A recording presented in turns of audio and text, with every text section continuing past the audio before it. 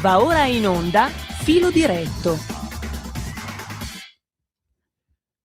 No, Non ci credo. no. Ma sei tu? È lui. Ma da quanto tempo? È Alessandro Morelli. È passato un po' di tempo.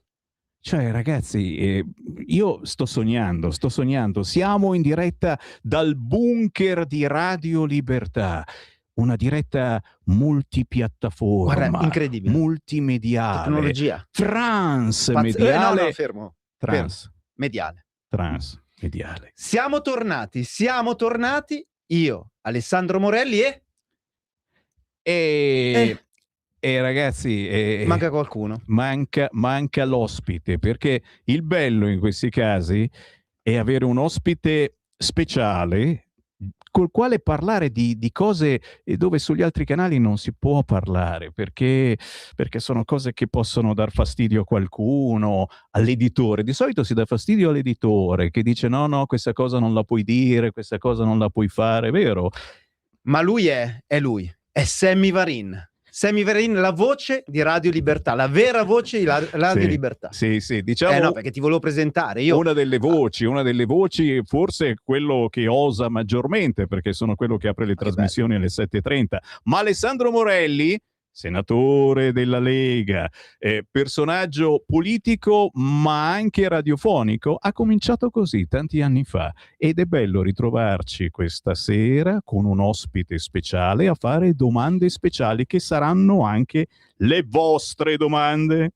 E per porre le domande al nostro ospite, alla guest star, dovrete collegarvi con un numero WhatsApp facilissimo. Per chi ci segue da anni già lo avete memorizzato, ma se siete nuovi ascoltatori in questo momento sui tanti profili social della Lega e non soltanto, prendete nota: 340 6709 659. Lo ripeto: 340 6709 659. Un WhatsApp a questo numero ci appare direttamente sul nostro monitor e ve lo leggiamo senza filtri né censure. Chiaramente non vogliamo cose banali, non vogliamo cose cioè bisogna fare domande forti, potenti, perché vorremmo fare, cosa vogliamo fare? Vogliamo fare un po' di notizia, un po' di, com'è che si dice in gergo, Alessandro? Quando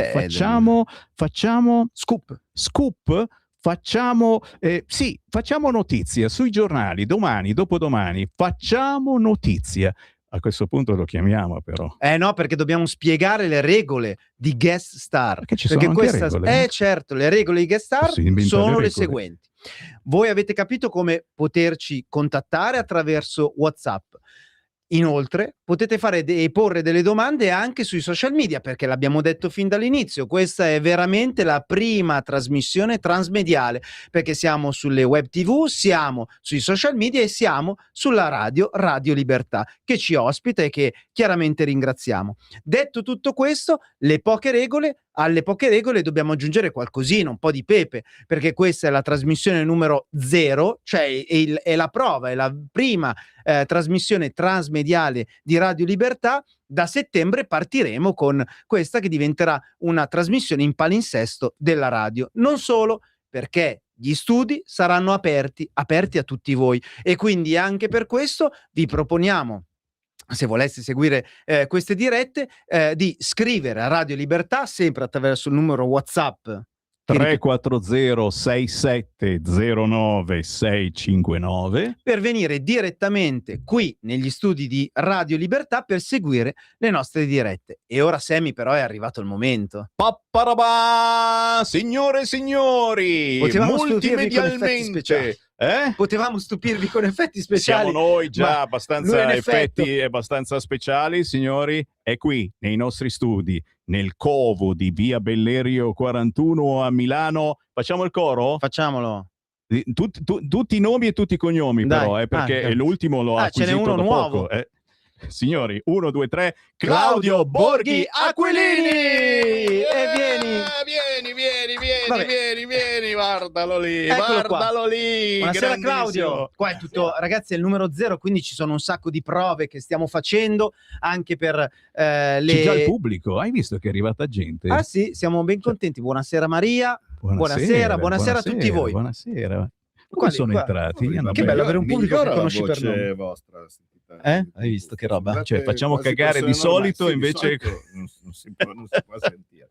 Invece. Claudio Borghi, grazie per essere con noi, prima di tutto e soprattutto coraggiosamente nella puntata numero 0. Uno dice: ma la cavia, chi me l'ha fatto fare? D'altronde compagni in senso buono, senatori, e quindi cerchiamo di trasmettere messaggi che sulle altre radio non possono andare. Cominciamo subito. Allora, prima di tutto cominciate voi al 340 67 09659, mi dicono che stiamo già pieni di WhatsApp, tra poco ne pigliamo qualcuno e ve lo trasmettiamo, ma chiaramente partiamo da Claudio Borghi, che è diventato anche Aquilini.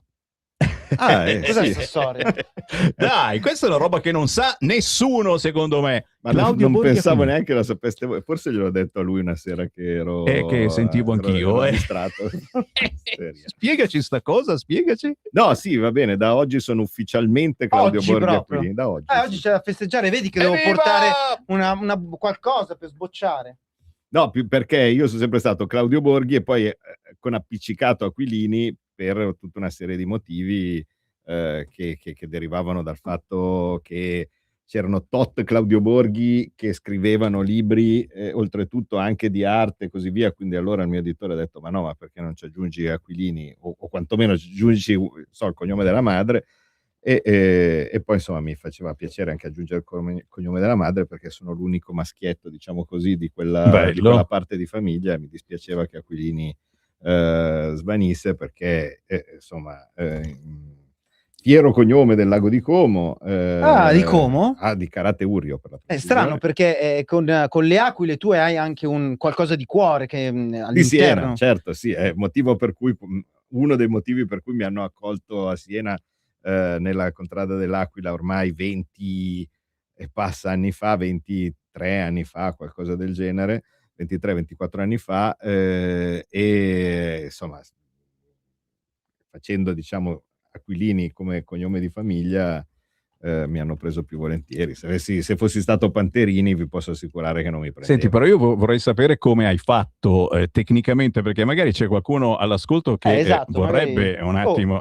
magari Abdul domani si vorrebbe anche chiamare Brambilla. Vai Abdul, lo salutiamo! Abdul ragazzi, Brambilla. c'è davvero che ci sta ascoltando Abdul. Anni di mail mandati, mail, documenti e così tipo mandati al nostro brillante sindaco Sallà, che evidentemente se fosse... L'ha chiamato Sallà? Sì, qua Sallà, a Milano tende a essere chiamato Sallà. E mandi delle mail a Sallà che ti chiede 200 documenti e tu glieli rimandi, glieli rigiri, ti chiede perché, no? Chissà mai che... Proprio lui ti chiama lui. Sì, no, se fosse stato Abdul subito gli dava tutto. No? Non essere polemico. No, vabbè. Invece sono io, ho dovuto passare tutto un sacco di documentazione, spiegare che sono già conosciuto in quel modo lì, che i libri già me li pubblicano come Claudio Borghi Aquilini e così via. E poi alla fine... ti pubblicano dei libri, tu pensa, chissà i tuoi haters, perché dovete sapere che Claudio Borghi Aquilini, soprattutto sul suo profilo X, che io seguo perché io sono un fan di Claudio oramai da anni, perché poi racconteremo anche come ci siamo conosciuti oramai qualche annetto fa, e sul suo profilo X ha degli haters, dei troll. Com'è che si chiamano sti troll? Ma come li individui i troll? Allora, ci sono due categorie differenti. C'è il troll e basta, che è quello che provoca. Cioè del tipo... Ma è qualcuno che fisicamente esiste, che quindi ti scrive? Sì, ma c'è anche della gente che... allora, giusto per farvi capire un pochettino come funziona. Avete presente se quando eri al liceo che arrivi che non conosci nessuno? Come no? Allora arrivi nella classe e così via, vedi, ce ne sono 20 che non conosci nessuno. E c'è quello popolarissimo, no? Quello con tutte le ragazze che gli vanno dietro e così via. Non eravamo sicuramente nessuno di noi tre, no? Beh, insomma, suppongo. Adesso, parla per te. Forse Ale con l'occhio ceruleo, ma diciamo io non lo ero. E poi dall'altra parte c'è quello piccolo nero così questo tipo che dice no, perché quello lì è uno stronzo. Allora tutti si girano dicendo ma perché? Cioè lui è così, quello bravo, quello simpatico. E questo qui, mandando a quel paese quello popolare, è riuscito a attirare su di sé l'attenzione, no? Allora il troll è uno che cerca di provocarti con una cosa che va contro quello che diciamo la maggior parte della gente dice, per avere attenzione su se stesso. L'Ether è uno che ti odia, ti odia, no? E quindi a ti prescindere ti manda a quel paese e così via. E poi c'è la categoria particolare che è quella del troll pagato, che sono quelli che i vari Ma partiti... come li riconosci? Come li riconosci? Beh, è molto semplice. Se tu prendi uno che sul suo profilo inizia con i primi 5 messaggi sono del suo account, sono di solito sul calcio. Viva la Juventus, ormai ha fatto un'analisi sociologica però del anche troll. l'Inter non è male, no? Però tutto sommato il Milan, così. Finito diciamo, i 5 messaggi che servono per diciamo, iniziare a far credere che è una persona vera, comincia: Salvini vaffanculo, Lega bastardi, tutti vai. appesi, così via. E su 100.000 messaggi sono tutti così. Appena Salvini pubblica: guarda che siamo riusciti ad abbassare le tasse di 10 euro.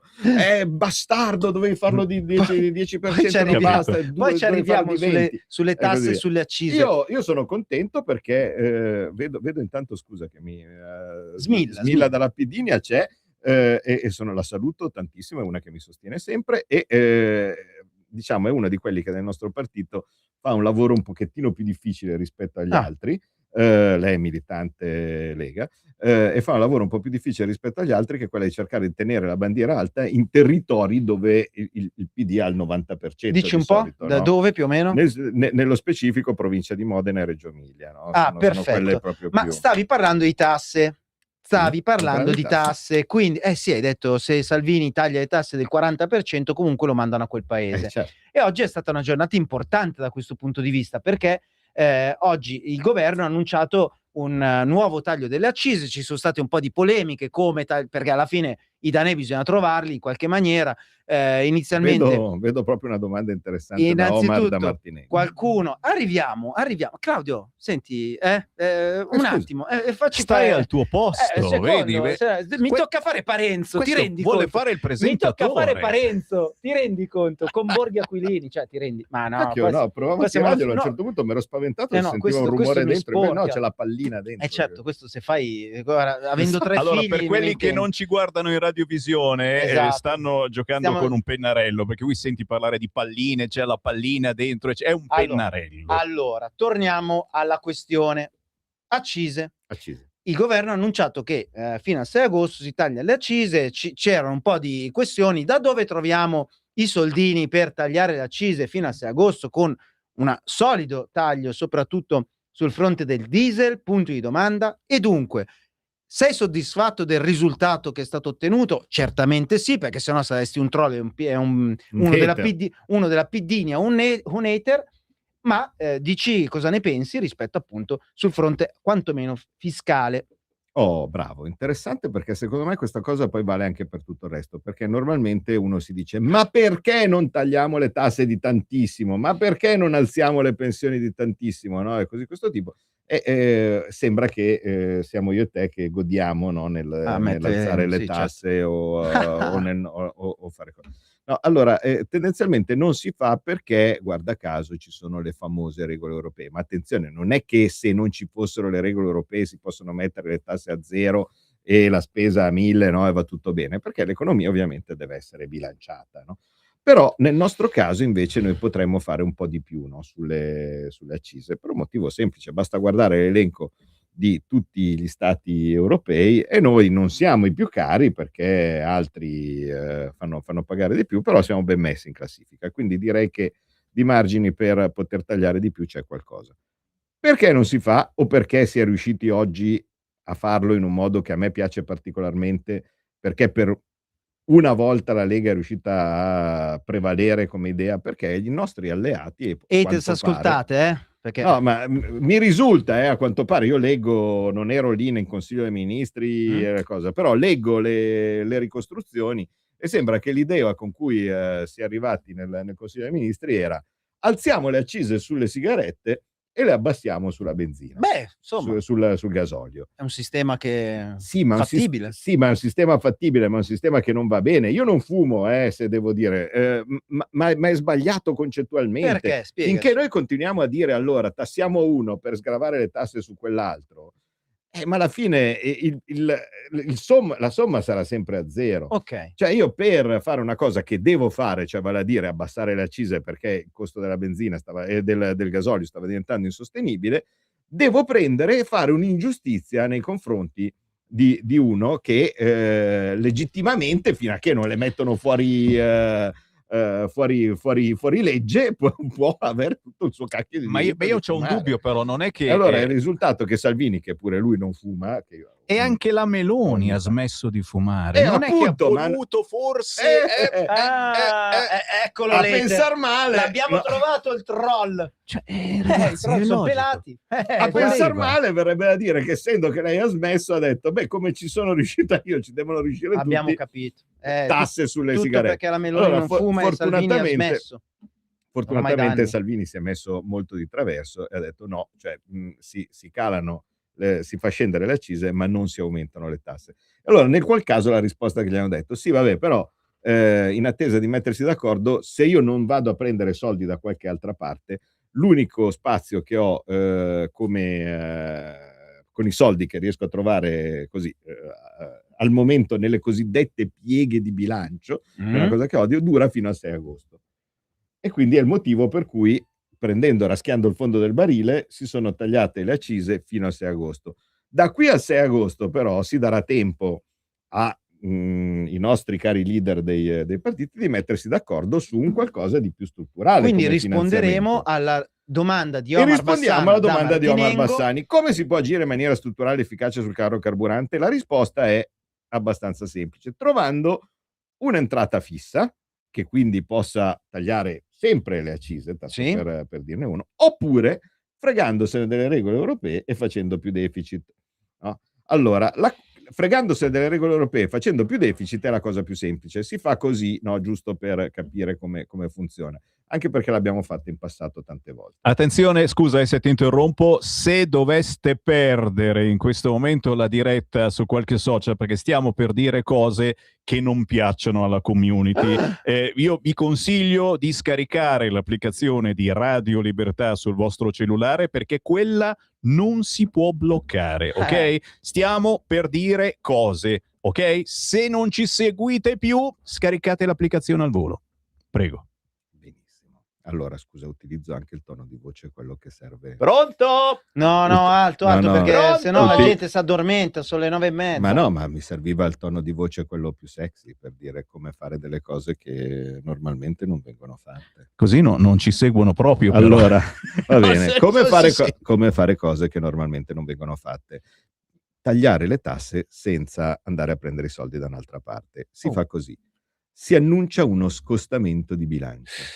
Lo scostamento di bilancio si propone al Parlamento e gli si dice: caro Parlamento, abbiamo bisogno di 10 miliardi in più rispetto a quelle che 10, 20, 50. Ne abbiamo fatte anche di 50, se vi ricordate, quando c'era il Covid, decreto ristori, Sì. ristori 1, ristori 3, ne abbiamo votati noi, quindi sappiamo come si fa. Si dice: guarda, abbiamo bisogno di 20 miliardi, no? Va bene.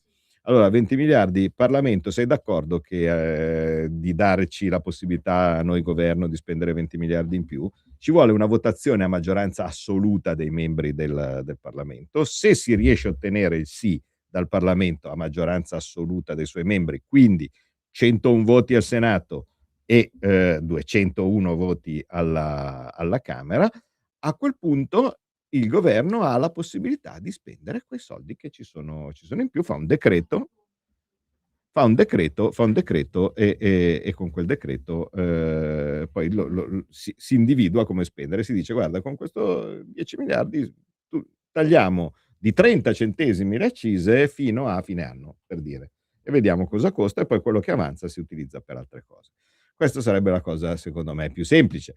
È ovvio che dall'altra parte ci sarà Dombrovskis, no? E quelli dell'Unione Europea. Aspetta, spiega chi è Dombrovskis, perché magari i nostri commissario, ascoltatori... super commissario all'economia dell'Unione Europea. Ma era quello che prima era Gentiloni? Quello che prima credo fosse Gentiloni. Che prima era, quindi era del PD, perché ogni tanto ci dicono ma voi che governate da così tanti anni. PD perenne. In Europa anche, oltre PD, che PD, ex presidente. in Europa, PD, in Italia, PD. Sì, allora, PD ovunque.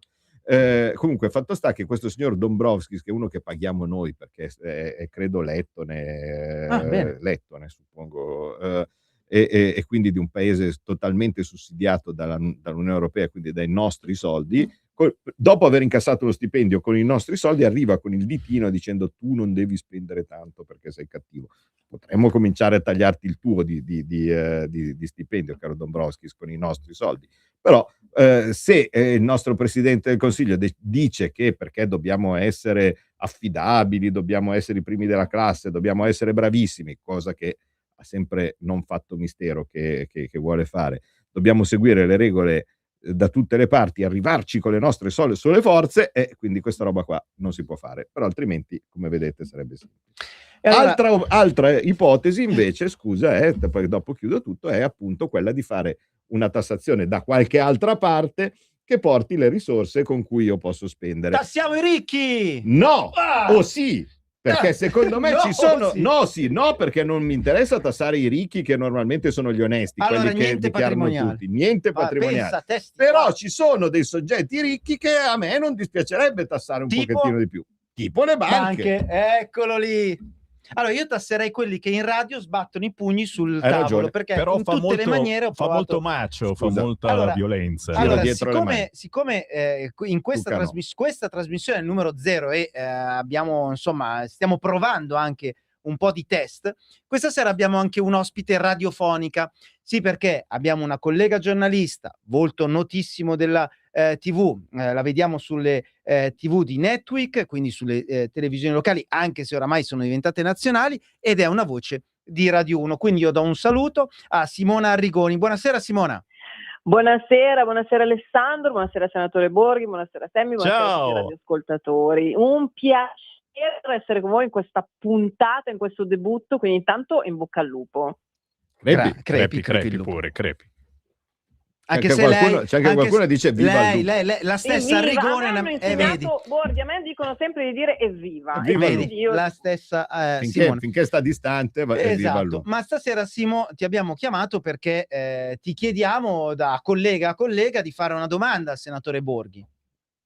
Allora, visto che vi stavo seguendo sin dall'inizio, ho trovato molto interessanti i ragionamenti, soprattutto in campo economico, che sarà sicuramente una delle sfide più importanti anche dei prossimi mesi. Io, senatore, sarei molto concentrata su un nemico che ci spaventa, che spaventa il mondo economico, che spaventa le imprese, che spaventa i consumatori, che spaventa tutti i governi. Si chiama inflazione, è una spada di Damocle pazzesca, ma soprattutto ci terrei a capire il rapporto tra inflazione e Banca Centrale Europea, perché la Banca Centrale Europea, per contrastare con un meccanismo economico proprio questa inflazione che sale, che cosa fa? Aumenta i tassi di interesse. Ma chi è che paga questo aumento dei tassi di interesse? I poveri consumatori, i poveri contribuenti, i correntisti. Noi col mutuo. Esatto. Allora, siccome la sta rialzando, abbiamo già visto i primi rialzi, per il momento poi nell'ultima seduta non ci sono stati, però siamo sempre lì a vedere, ad aspettare con timore. Ecco, questo rapporto nei prossimi mesi quanto inciderà anche come nelle decisioni economiche anche poi degli stati? Grazie Simona per la tua domanda e adesso ascolta la risposta. Certo. Ma vedi, poi sai, il fatto è questo, che quando uno mi fa una cosa così bella come questa domanda, io passerei qua alle notti. Non possiamo, e quindi cerco di fare... Anche perché fa un po' smettiamo. Ma come?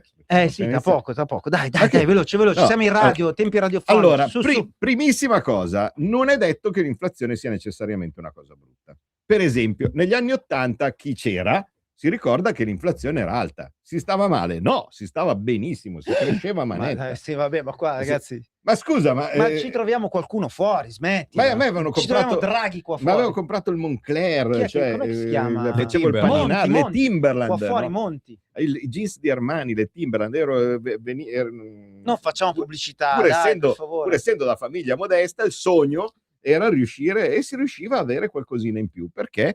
Perché è vero che c'era l'inflazione, ma d'altra parte salivano anche gli stipendi. Quindi la cosa importante non è tanto l'inflazione in sé, no? È l'inflazione se sale con gli stipendi fermi. Perché se sale con gli stipendi fermi e le pensioni ferme è un'inculata. Scusa, siamo in fascia protetta. È una fregatura.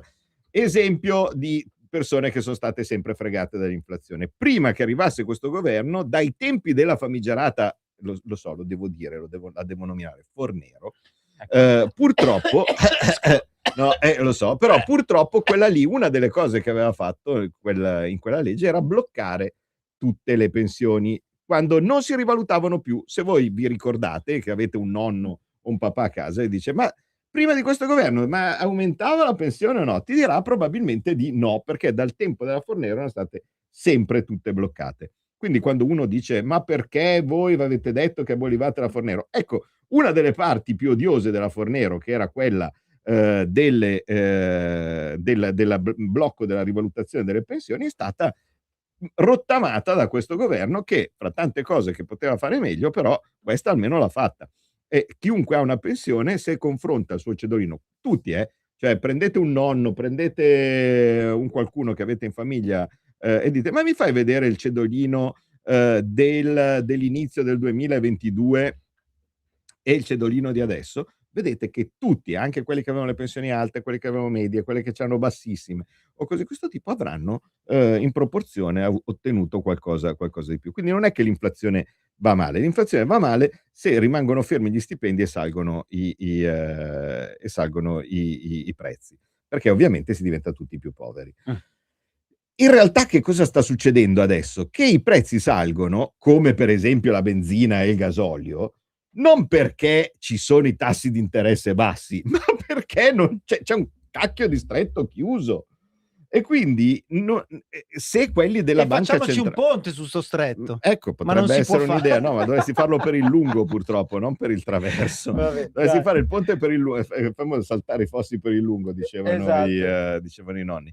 Però che cosa succede? Che se la causa è che c'è una crisi energetica e quindi la benzina e l'energia costa di più, e io banca centrale tiro sui tassi, e il risultato che sto facendo stare doppiamente peggio la gente, perché appunto mi sale il mutuo insieme con la benzina e io non sono tanto felice, no, se mi sale il mutuo insieme con la benzina. Il risultato è che quelli della banca centrale tendenzialmente non capiscono un tubo, ma in compenso vi fanno far finta di scegliere come vorremmo le banconote, no? Spiegami sta cosa, perché l'ho letta sul tuo X. Cos'è che vogliono fare? Guarda, il prossimo post, Leonardo ho visto. Sì, il prossimo post che faccio su Substack, che stasera quando arrivo a casa lo completo, poi domani lo pubblichiamo, parlerà esattamente questo. Substack è un mio canale dove metto le cose un po' più lunghe rispetto a quelle che ci stanno su X o su Facebook, e pubblicherò bene proprio la storia qua della finta delle banconote, perché forse tutti hanno provato a star lì a votare per come vogliamo che siano i nuovi euro, perché nel caso non avete, cioè, uno non ci ha forse pensato, no? L'euro perché non c'ha su nessuna faccia? Perché? Perché non si mettevano d'accordo, non sapevano chi mettere. Perché non si mettevano d'accordo, no? All'inizio non sapevano chi mettere, e soprattutto le facce erano poco presentabili, cioè dovevano metterci Prodi. Come Prodi? Sì, perché cioè, l'euro alla fine è nato con Prodi, no? Cioè, alla fine, vabbè, dovevano metterci i padri fondatori dell'Europa. Vabbè, ho capito, ma pure lì se li prendevano li inseguivano. Comunque doveva mettere Prodi, Juncker, quello che beveva, no? Dai, non ci credo. E similari. Allora ho detto, senti, se mettiamo sta gente qua... Barroso. Ecco, butta male. Invece, allora cosa succede? Senti, per non far torto a nessuno, mettiamo ponti e finestre. È vero. Però io ho sempre detto, punti e finestre sono due robe da cui la gente ci si butta di solito, no? Quindi non era una bella scelta. Allora, adesso che cosa stanno facendo? Dicono, guarda, o ci mettiamo gli uccelli. Beh, che qua.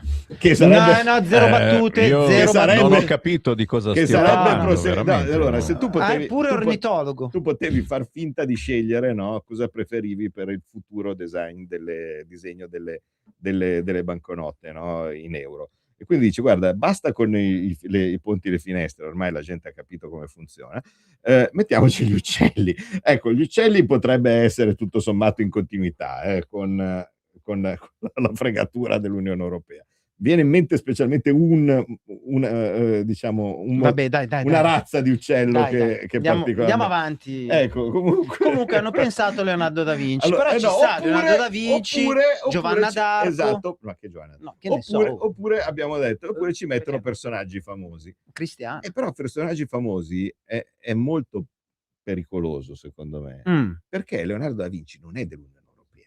Leonardo da Vinci è dell'Italia e dei territori che erano prima dell'Italia, quindi è toscano, non c'era l'Italia, certo. del Granducato di Toscana, di Firenze o quello che vuoi, che poi dopo volontariamente si sono uniti nell'Italia, perché nessuno è stato obbligato, no? Ci sono stati i plebisciti, vi ricordate? Quindi le regioni una alla volta hanno volontariamente deciso di entrare in Italia, e allora a quel punto diventano patrimonio comune.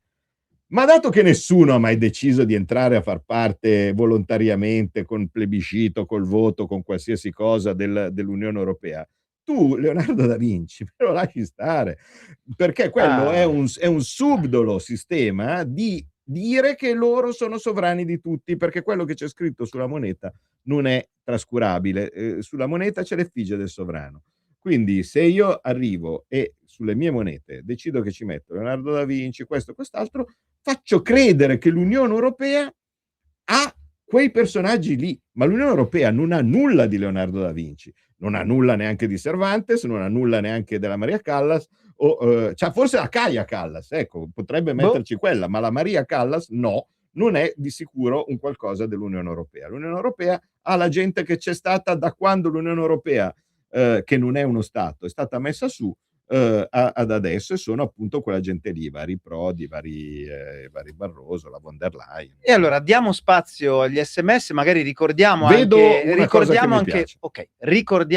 questo Borghi veramente incredibile, ogni tanto lo devo bloccare, quindi ho capito. Dia il numero. Certo, prima di tutto ricordiamo che cosa state guardando, che cosa state ascoltando, perché uno si chiede, ma io stavo guardando la pagina di Radio Libertà o di Lega Salvini Premier o di Alessandro Morelli o di Sammy Varin, di colpo mi è apparsa questa diretta. Questa è una diretta che si autodistruggerà tra pochissimo probabilmente, perché stiamo dicendo cose che difficilmente i social sostengono, quindi cominciamo già a salutarvi e vi ringraziamo per il gentile ascolto, Natalia e tutti i colleghi dello staff. Se riusciamo a trasmettere ancora su qualche piattaforma, fatecelo sapere inviando un WhatsApp al 34067 09 659, lo ripeto lentamente perché giustamente ci sta ascoltando, magari sta facendo altre cose.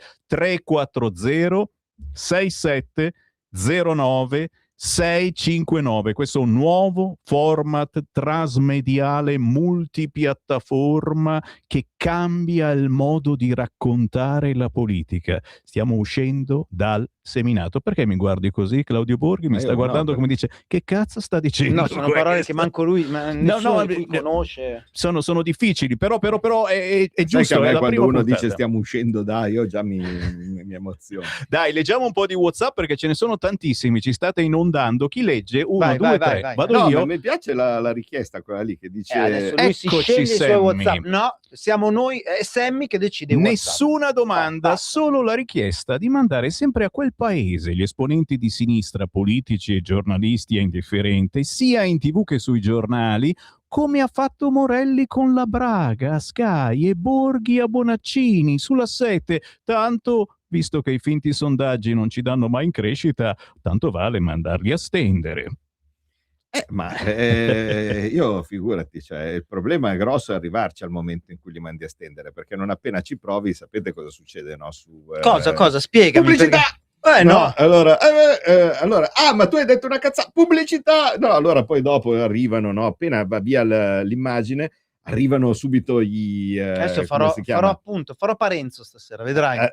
Ti rendo la vita difficile. Arrivano tutti gli assistenti del povero Piddino, no? Che suda, no? E così via, allora gli asciugano il sudore. Non devi dire questa cosa, hai detto una cazzata, adesso di che è cambiato. Allora poi riappare e dice, finita la pubblicità, prima di dare la parola a Borghi, il Piddino desidera precisare, no? Quello che... No, poi normalmente fanno partire un servizio e quindi non ti danno la parola. Oppure si parla di oppure il giro degli interventi che ti tiene sempre per primo. Tutte le volte c'è il servizio e poi Borghi, lei cosa pensa? Poi PD, quell'altro, lo chef stellato del PD, eccetera.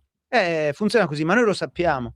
E c'è anche il contrario, però, cioè che arriva, che parla anche quando parla per primo, dice il Piddino, dice delle cose che non esistono. esistono, tipo tu Morelli che quella volta che hai rubato il io. pane E la marmellata. e la marmellata quella volta, così tipo, e poi tu Borghi che invece rubavi le carte del risico quando giocavi a risico. Allora tu, quando a un certo punto arriva finalmente il tuo turno, devi scegliere se dire quello che vorresti, che pensavi di dire, che pensavi fosse interessante, perché arrivi ospite della televisione e gli dici: guarda, voglio proprio parlargli del fatto che oggi la Lega si è impuntata e ha evitato che ci fossero le tasse su chi fumava, no? Sulle sigarette. Allora dici, pensi di voler dire questa cosa, ma inizia il piddino e dice che io rubavo le caramelle ai bambini. Allora la scelta è: lo smentisco e quindi gli dico no, calma, cominciamo a dire che io non rubavo niente, no, t'ho visto, no, e quindi allora ti ha sviato, va tutto in vacca e mi ha sviato. Oppure faccio finta di niente, dico quello che devo dire, ma così alla gente rimane il dubbio che quello che ha detto prima il PD non sia vero, quindi non è simpatico, e quindi io di solito faccio così.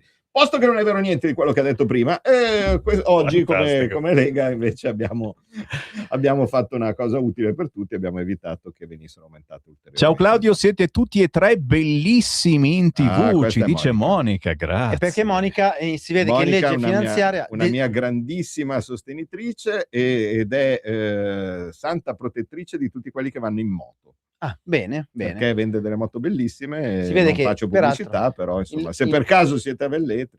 Buonasera, un pensiero sulle vicende ungheresi di Stato, scrive Fausto. Cosa è successo? Allora, spiegaci un attimo cosa è successo. Questa è roba seria. No, a parte, questo è anche serio. Grazie perché questo, se vedo dalla foto, è Fausto, che ringrazio sempre, perché è uno di quelli che per la community, per la Lega e così ha fatto tantissimo, perché stiamo parlando di quel Fausto che quando io, Bagnai o qualche volta anche te o similare andiamo da qualche parte sparsa nel mondo a tenere una conferenza, lui prende parte da Oderzo. Grande Fausto. Facciamo un applauso a tutti coloro che aiutano in ogni modo la comunicazione della Lega, compresi coloro che in questo momento, Alessandro, si trovano qui in questo momento in studio, non si vedono ma stanno lavorando e studiando il metodo per andare in diretta nel miglior modo possibile. Lui prende, registra e poi dà sui suoi canali che erano prima irriverente, si chiamava, adesso l'Insorto, quindi potete tranquillamente sottoscrivere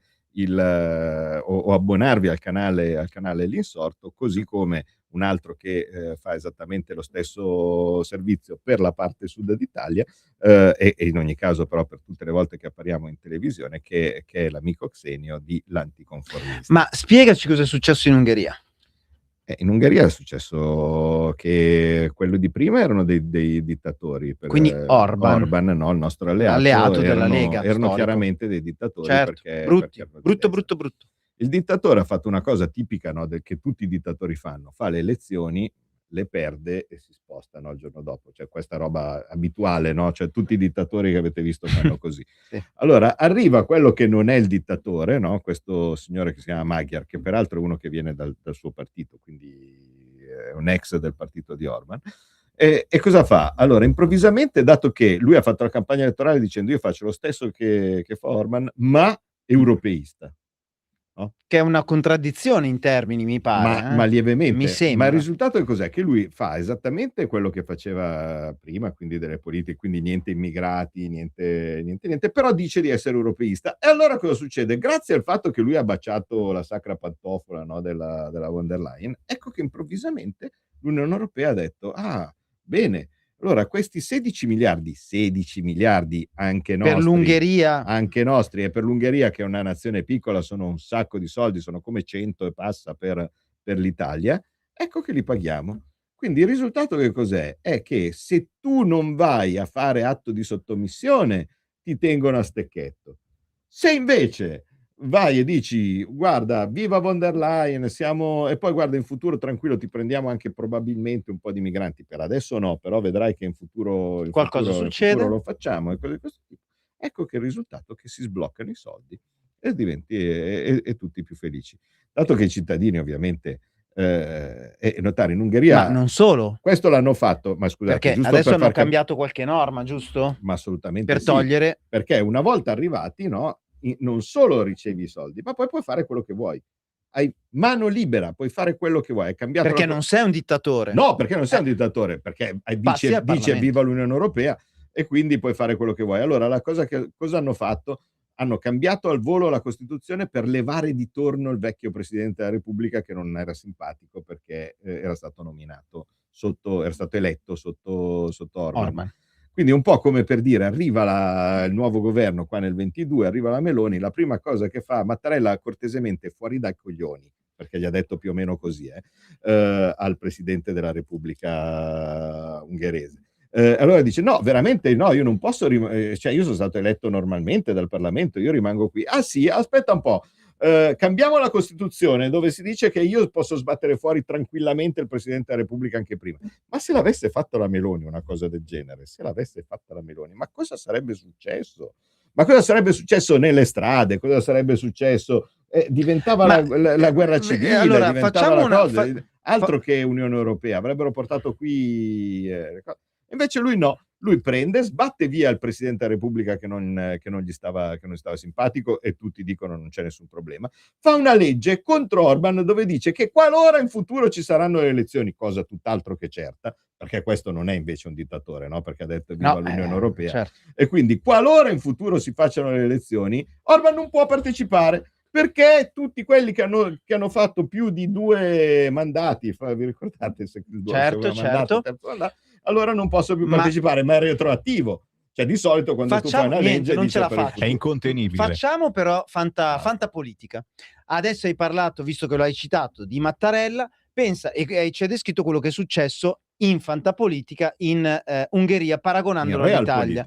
Pensa che cosa sarebbe successo in realtà se Mattarella, come tu diciamo hai velatamente affermato, si fosse imposto per evitare che un ministro diventasse ministro. Mamma mia, che roba orribile, ma non è successo questo. Non è successo. No, quindi è quello successo? non lo so, tu sui tuoi social, su alcune interviste, adesso non mi ricordo fammi pensare. Insomma, hai buttato lì, ma velatamente. Ma sai che forse mi sta cominciando a ritornare che ci sarebbe stata un'ipotesi per cui quando il governo Meloni è stato nominato, il leader della Lega, segretario Matteo Salvini, avrebbe voluto, e lo stesso governo sarebbe pure stato d'accordo a inserire Salvini al Ministero dell'Interno, ma io sai che pensavo, guarda, io pensavo all'altra cosa, perché ci sono delle precedenti, non so, ti ricordi la questione Savona? Così è giusto. Savona, un altro ex ministro che poi sì, però c'era stranamente quando c'era la Lega che era andata al governo con 5 Stelle nel 2018, il ministro dell'economia scelto era Paolo Savona, ed è arrivato il signor Mattarella, perché tutti lo chiamano il Colle, il Quirinale o cose così tipo, che sono delle cose che non dovrebbero parlare, perché un Colle non deambula e non parla. Il Quirinale è un palazzo, quindi dubito che lo faccia, quindi chiamiamolo col suo nome e cognome, Sergio Mattarella. Sergio Mattarella ha ben pensato di dire che no, Savona non andava bene perché aveva osato criticare in passato l'euro. Ve lo ricordate questa cosa? Una tesi. Ve la ricordate? No, conosco qualcuno qua in studio. Quindi io, caro Presidente, ce l'ho un minimo con lei da quel periodo, perché essendo che anch'io ho un po' criticato l'euro, essendo che ogni volta che c'è qualche possibilità di dire ma ecco, magari potremmo mettere Tizio Caio a fare questo o quest'altro, io sono sempre con la croce sopra, perché dice no, perché Mattarella non lo consentirà mai di mettere Borghi, che ha osato criticare l'euro e anzi che è chiaramente contro la moneta unica, contro l'Unione Europea e così questo tipo non potrà mai andare a fare quella carica lì. Ecco, sappia che io da quel giorno ho saputo che grazie alla sua interpretazione creativa io ho perso i miei diritti civili, no? E quindi sono lievemente adirato. Però mi risulta che qualcun altro sia successo, perché mi risulta dalle informazioni che ho io, e penso di non essere facilmente smentito, che sempre il signor Mattarella abbia detto all'inizio del governo che non andava bene Matteo Salvini al Ministero dell'Interno, che anche se tutti fossimo stati d'accordo e tutti eravamo d'accordo, non andava bene Matteo Salvini al Ministero dell'Interno perché era sotto processo. Un processo che, ricordiamolo a tutti i nostri radioascoltatori e a chi ci sta seguendo sui social media, è un processo chiaramente politico, perché è nato in questo modo. Salvini è accusato da 2 tribunali della Sicilia, uno di Palermo e l'altro di Catania, di vicende abbastanza simili, il caso di Ciotti e il famosissimo caso Incidentalmente la stessa regione da cui proviene Mattarella. Open Arms. Allora, dei 2 tribunali, uno decide subito che l'argomento non è neppure da aprire e quindi se ne va. Il secondo insiste e dunque si passa dal Parlamento. Il Parlamento, in questo caso il ramo del Senato, Salvini era senatore, vota a maggioranza di sinistra per il sì al processo nei confronti di Salvini. Attenzione, perché ci sono dei nomi che adesso dirò per fare un po' di e capirci rispetto a un fil rouge, casualmente rosso, che lega tutto quanto. A Palermo c'era un signore che si chiama Lovoi, al Tribunale di Palermo. Ora Salvini passa il voto al Senato grazie al voto dei grillini che quando avvennero i fatti erano alleati di Salvini stesso, e poi di Renzi, che quando si tratta della propria famiglia chiede garantismo a tutti, quando si tratta di Salvini vota a favore del processo. Il processo va avanti, 6 anni di processo nel quali vengono scelte prese come parti civili, addirittura figurati c'era Lega Ambiente tra le parti civili contro Salvini. Forse perché pensavano Lega. Sì. E alla fine cosa succede? Che Salvini viene riconosciuto innocente, si passa direttamente saltando un grado alla Cassazione e attenzione, perché la Cassazione nero su bianco scrive che il processo a Salvini manca delle basi giuridiche per partire, quindi non doveva neanche iniziare. Dunque, attenzione, tutto quello che è successo a Salvini con il passaggio che descriveva anche il senatore Borghi ha un fil rouge, un filo rosso che lega tutto quanto. Evidentemente è così. E allora Fatto sta che in ogni caso Matteo Salvini non è andato al Ministero dell'Interno e dal mio punto di vista dovrebbe andarci il più in fretta possibile, perché penso che, non perché Piantedosi non sia capace, anzi è sicuramente bravissimo, ma penso che certe scelte possono essere fatte solo da un politico. Cioè è solo il politico che può avere il coraggio di andare oltre le regole, perché è il politico che le deve fare a sua volta le regole. Viceversa, se io sono un prefetto, sono uno per forma mentis so che io seguo le regole quale che esse siano, no? Ma invece in certi casi la politica può cambiare. La politica serve proprio per cambiare le regole ed è anche uno dei motivi per cui ho fatto quella mia proposta per la legittima difesa. Ecco, proprio su questo, perdonatemi, io ricordo l'intervista sul quotidiano La Verità dell'altro giorno e hai dichiarato: voglio Roggero fuori, il Colle è contro? Lo dica. Visto che stiamo parlando male del Presidente della Repubblica, stiamo dando un'opinione. Mi dicono che siamo già stati bloccati su 2 o 3 social in questo momento, quindi se ci state ancora ascoltando siete fortunati ed è meglio che ci facciate sapere se ci state guardando e ci facciate qualche domanda inviando un WhatsApp al 340 6709 659, perché potremmo sparire anche dalla vostra pagina. Vedete che arrivano dei corazzieri, sapete anche, avete anche dei dubbi su chi può essere, degli indizi su chi può essere. Sì, perché a un certo punto, quando io ho fatto la mia proposta sulla legittima difesa, che per chi non l'avesse letta è abbastanza semplice, significa che se uno subisce un'aggressione a mano armata, quindi non è che stiamo dicendo che per sbaglio c'era il bambino che era entrato per cercare il pallone nel mio giardino e io gli ho sparato perché non poteva entrare nella mia proprietà privata. No, sto dicendo che se uno subisce un'aggressione a mano armata all'interno del proprio domicilio o del proprio luogo di lavoro, può difendersi in qualsiasi modo. E perché dico in qualsiasi modo? Che ovviamente è stata la cosa che ha portato più sconcerto, dicendo ecco, ma allora il Far West, ma è una cosa che non si può fare, no? E così via. Mattarella non la firmerà mai una legge del genere. Questa è stata l'immediata obiezione, perché dice che non è costituzionale. Ma in realtà io ho detto con qualsiasi modo, ma per un motivo semplice, per togliere la discrezionalità del giudice.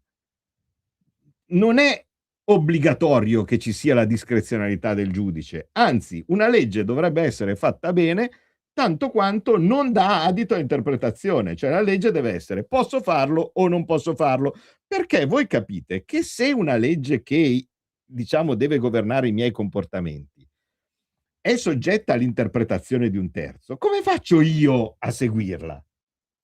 Cioè, io dovrei prendere il codice penale e dire: guarda, questa cosa la posso fare, questa cosa non la posso fare, e deve essere chiaro cosa posso fare e non posso fare, perché se si entra nell'allegro mondo delle opinioni, magari io la penso in una maniera, il giudice la pensa in un'altra e io sono in galera per l'opinione di uno. Notare certi casi, no, come nel caso di Salvini, succede anche quando le cose sono certe, perché non c'è scritto da nessuna parte che fermare una nave e impedirgli di entrare è un sequestro di persona, ma ciononostante evidentemente quel PM era arrivato persino a pensare che sì, certo, la legge sul sequestro di persona che dice che chi impedisce il libero movimento di una persona con la forza, no, e similare, allora è sequestro di persona. Ma libero movimento non è vero. Libero movimento, sei libero di andare dove cavolo vuoi con la tua nave, sei liberissimo, semplicemente non puoi entrare qui. Non dovrebbe esserci bisogno di spiegarlo, ma vedete che ci sono dei giudici che ogni tanto estendono le interpretazioni anche così. Figurarsi se la norma non è chiara. Allora, dal mio punto di vista, dato che a quanto pare per la legittima difesa tutte le cose che parlano della proporzione fra l'offesa e la difesa, fra il pericolo attuale perché magari non è proprio di fronte ma si è girato già di 3/4, quindi indicava che forse stava scappando e cose di questo tipo, devono essere depennate, quindi significa tu hai fatto la cazzata di venire a farmi un'aggressione a mano armata a casa mia, sei già sufficientemente dalla parte del torto per far sì che qualsiasi reazione che ho io purtroppo guarda sia che questa è giustificata. una roba che riguarda tutti noi. Claudio Borghi Aquilini sta parlando di una cosa importantissima che i giornali di sinistra, io faccio rassegna stampa ogni mattina in onda su Radio Libertà, hanno bollato come libertà totale di difesa. Quindi sarebbe per loro una cosa gravissima, cioè tu ti puoi difendere facendo qualunque cosa a quel ladro. Però che cosa d'altro possiamo fare? Se ti entra un ladro, non sai se ha la pistola, se ha il coltello, qualunque cosa in mano tu gliela tiri, gli fai del male, cerchi di bloccarlo e se lui sta scappando, con i tuoi soldi cerchi di fermarlo. Dobbiamo fermarlo, Alessandro? Ma prima di sentire la risposta di Claudio, io sentirei C'è la pubblicità. No, perché io sentirei il commento di Rodolfo Corazzo, che tra pochissimo sentiremo qui su Radio Libertà. Intanto descriviamo chi è Rodolfo Corazzo. Oggi è sindaco di Rodano, sindaco di una lista civica appoggiata dalla Lega, è un sindaco quindi eletto dai suoi concittadini, che oramai una decina di anni fa sparò e uccise un rapinatore. Lui fa il gioielliere e quindi tra pochissimo lo avremo in diretta, subito dopo uno stacco che ora ci permettiamo di dare anche ai nostri ascoltatori. Cosa ne dite? Certo, cantiamo una canzone? Solo Sì. perché sei tu, Solo perché sono io. non è la canzone. Non è la Solo canzone, perché sei tu. è la canzone. No, non credo. Mandiamo uno stacco. Ascolta i tuoi programmi preferiti, le notizie, la musica che ami e non solo. Con l'app di Radio Libertà puoi interagire con i conduttori, anche quando sei in movimento. Non aspettare, cerca Radio Libertà nello store del tuo smartphone o tablet e scarica l'app gratuitamente. Radio Libertà, tutta la radio con te. Scopri di più su radiolibertà.net. Semplicemente la tua radio. Stai ascoltando Radio Libertà, la tua voce libera, senza filtri né censure, la tua radio.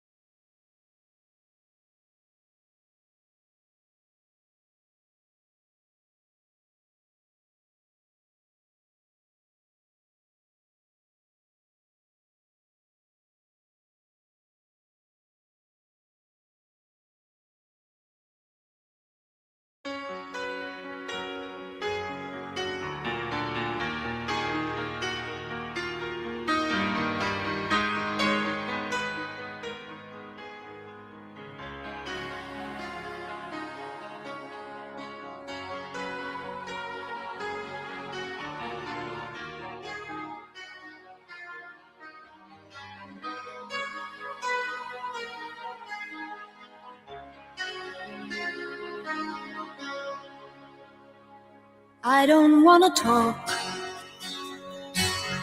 about things we've gone through, though it's hurting me. Now it's history.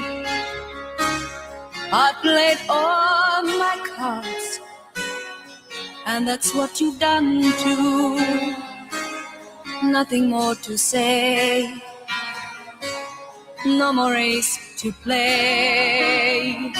The winner takes it all, the loser standing small beside the victory.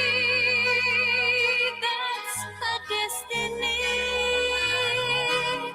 I was in your arms, thinking I belonged there. I figured it made sense, building me a fence, building me a home, thinking I'd be strong there, but I was a fool, laying by the rules. The gods make roll dice, their minds as cold as ice, and someone way down here loses someone dear. The winner takes it all. Cosa ridete? È una cosa serissima, ragazzi. Non ci hanno ancora bloccato su tutti i social. Siamo in diretta, signori. Sammy Varin, Alessandro Morelli, Claudio Borghi Aquilini, in diretta nazionale, trasmediale, multipiattaforma. Un nuovo modo di raccontare la politica. Ci stiamo provando, signori e signori. Qui le idee, le proposte, le dichiarazioni possono trasformarsi nelle notizie di domani. Ci chiamiamo Guestar, è scritto così, Guestar, che significa ospite. Ogni volta c'è un ospite nuovo. Oggi è lui, Claudio Borghi Aquilini, che inaugura questa serie di puntate che poi partirà alla grande a settembre, ragazzi. Abbiate pazienza, sempre che appunto non ci facciano svanire dai social, perché diciamo cose, Alessandro? E allora lo abbiamo annunciato, abbiamo al telefono in collegamento il nostro sindaco di Rodano, Rodolfo Corazzo, al quale diamo una buona serata. Buonasera a voi. Ciao. Grazie dell'invito. Buonasera Rodolfo. Allora, rapidamente riprendo qualche giornale dell'epoca, addirittura oramai una decina di anni fa, l'archiviazione nei tuoi confronti è stata assicurata. Sostanzialmente è successa una tragedia, perché di questo dobbiamo parlare, una tragedia di cui tu e la tua famiglia siete stati purtroppo protagonisti, e chiaramente ci sono stati, come sappiamo, e adesso ce lo dirai, purtroppo c'è stato anche un morto. Sì, in effetti abbiamo avuto, mi hanno sequestrato con la mia famiglia un'ora e mezza, abbiamo avuto poi un conflitto a fuoco e purtroppo uno di questi malviventi è rimasto a terra. Quindi abbiamo avuto ovviamente 18 mesi di avviso di garanzia, quindi tutte queste procedure che servono per chiarire la verità. Poi mi hanno riconosciuto pienamente la legittima difesa e quindi non sono stato né indagato, né processato né niente. Quindi devo dire che io ho avuto fortuna che altri purtroppo non hanno avuto. Quindi tu hai detto più volte questa parola, purtroppo, quando hai citato, hai ricordato che appunto è mancata una persona, ma raccontiamo un po' com'è andata quella notte e cosa poi vi ha lasciato a te e alla tua famiglia quella drammatica, terribile esperienza. Ma guarda, io sono arrivato a casa tranquillamente come tutte le sere, quindi senza problemi, senza pensieri, sono entrato in casa.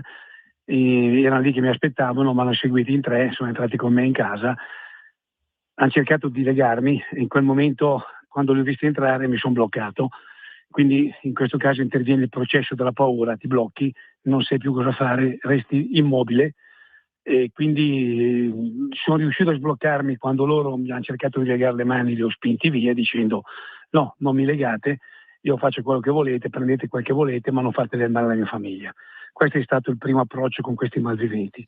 Non mi hanno legato, io giro armato perché sono gioielliere, quindi ho il porto di pistola, l'arma l'avevo nel taschino della giacca, loro mi hanno perquisito la parte bassa, non hanno trovato nessun'arma. Io ho tolto l'orologio e i soldi che avevo in tasca, gliel'ho dati per evitare che mi perquisissero e mi trovassero l'arma, e è cominciato questo momento di confronto, dove gli dicevo appunto: stai tranquillo, sto collaborando, non serve che tu faccia del male a nessuno. Li ho calmati, li ho tranquillizzati per 1 ora e 20 quasi. Sì, qualche sberla, qualche percosso, ma niente di particolare. Il problema è che c'era mia figlia di 10 anni e mia moglie lì con noi, quindi la mia paura per loro, non per me. Poi alla fine siamo arrivati a un punto dove lui, diciamo, voleva delle cose che io non avevo soldi, non avevo oro, come diceva lui, e ha preso un coltello e gli ha detto a mia moglie: vai da tuo marito, perché lei era in mezzo tra me e lui, o mi dite dove sono i soldi o vi taglio la gola a tutti e 3. In quel momento ho capito che era il punto di non ritorno, mi avrebbe fatto veramente del male. Nel frattempo che mia moglie è venuta verso di me, loro sono usciti dalla cucina lasciandomi solo in cucina. Io ho messo in sicurezza mia moglie e mia figlia sotto il divano, ho preso l'arma e mi sono messo davanti alla porta. Praticamente lui ha aperto la porta, non ho aperto il fuoco perché non hai quell'indole aggressiva. Io sono una persona molto tranquilla, molto equilibrata. Io ho fatto 55 anni di arti marziali, quindi diciamo sono un professionista in quelle cose. Bene o male ho mantenuto una calma, una freddezza, che poi mi distingo in quello, anche perché sono veramente una persona molto equilibrata. Non ho aperto il fuoco. Quando loro praticamente sono scappati giù dove erano venuti dalla cantina, nei box diciamo, io a quel punto ho deciso di sparare un colpo nel muro per dire: sono pronto, guardate che non scherzo, andate via. E tutta risposta, loro sono andati giù dal box, non riuscirono ad aprire la Claire, sono tornati su per cercarmi di venire addosso. Mi hanno sparato i primi 3 colpi, lo mi hanno colpito, sono passati molto vicini ma non mi hanno colpito, ho risposto al fuoco con un altro colpo ma non l'ho attinto proprio. Mi ha sparato ancora 2 colpi, uno di questi vicinissimo perché è passato vicino all'orecchio, e poi hanno cercato di venirmi addosso facendo un blitz. Io quando sono uscito, l'ho visto che erano 5 metri circa, ho aperto il fuoco e l'ho andato al cuore.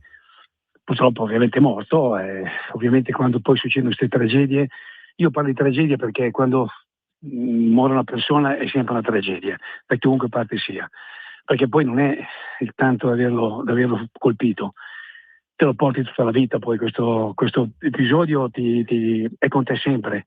Poi devi essere bravo a cancellarlo, a spostarlo, ma è perennemente con te. Sono tragedie che ti segnano, tragedie che ti porti dentro, poi sei bravo a mascherarlo, sei bravo a far tutto, ma quando sei da solo con te stesso riaffiorano sempre. Ecco, questa più o meno è la storia. Quindi raccontavi e dicevi anche il peso che si ha in seguito, perché insomma vederlo nei film diciamo non ti lascia, oramai siamo talmente abituati anche alla violenza che vediamo in televisione che certe cose sembrano quasi automatiche. In realtà in quei momenti, tu ci hai raccontato, hai una esperienza, sei una persona equilibrata, hai fatto arti marziali, insomma diciamo hai delle caratteristiche tue personali, di tuo bagaglio che ti hanno permesso di mantenere la calma, ma possiamo solo immaginare quale sia il dramma, la tragedia, la paura che si vive in quei momenti. E ti chiedevo qual è anche il lascito, oltre che per te, anche per la tua famiglia. Hai detto, cioè, erano presenti tua moglie e tua figlia allora di 10 anni.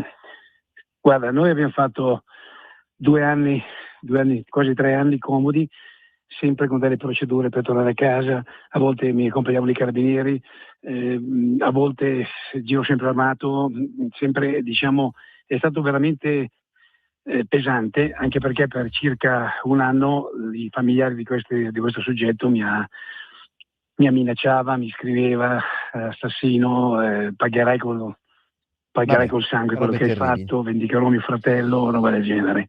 Sempre io ho contatto con i carabinieri, andavo tutto a loro, quindi poi col tempo evidentemente anche loro hanno capito, oppure gli hanno spiegato. Io l'ho invitata a venire qua perché noi abbiamo tutte le registrazioni video di quel che è successo, no? Certo, vieni a vedere chi è tuo fratello, te lo vedi, almeno ti rendi conto anche che è il soggetto che è venuto lì, perché io non è che l'ho cercato, io ero a casa mia tranquillo.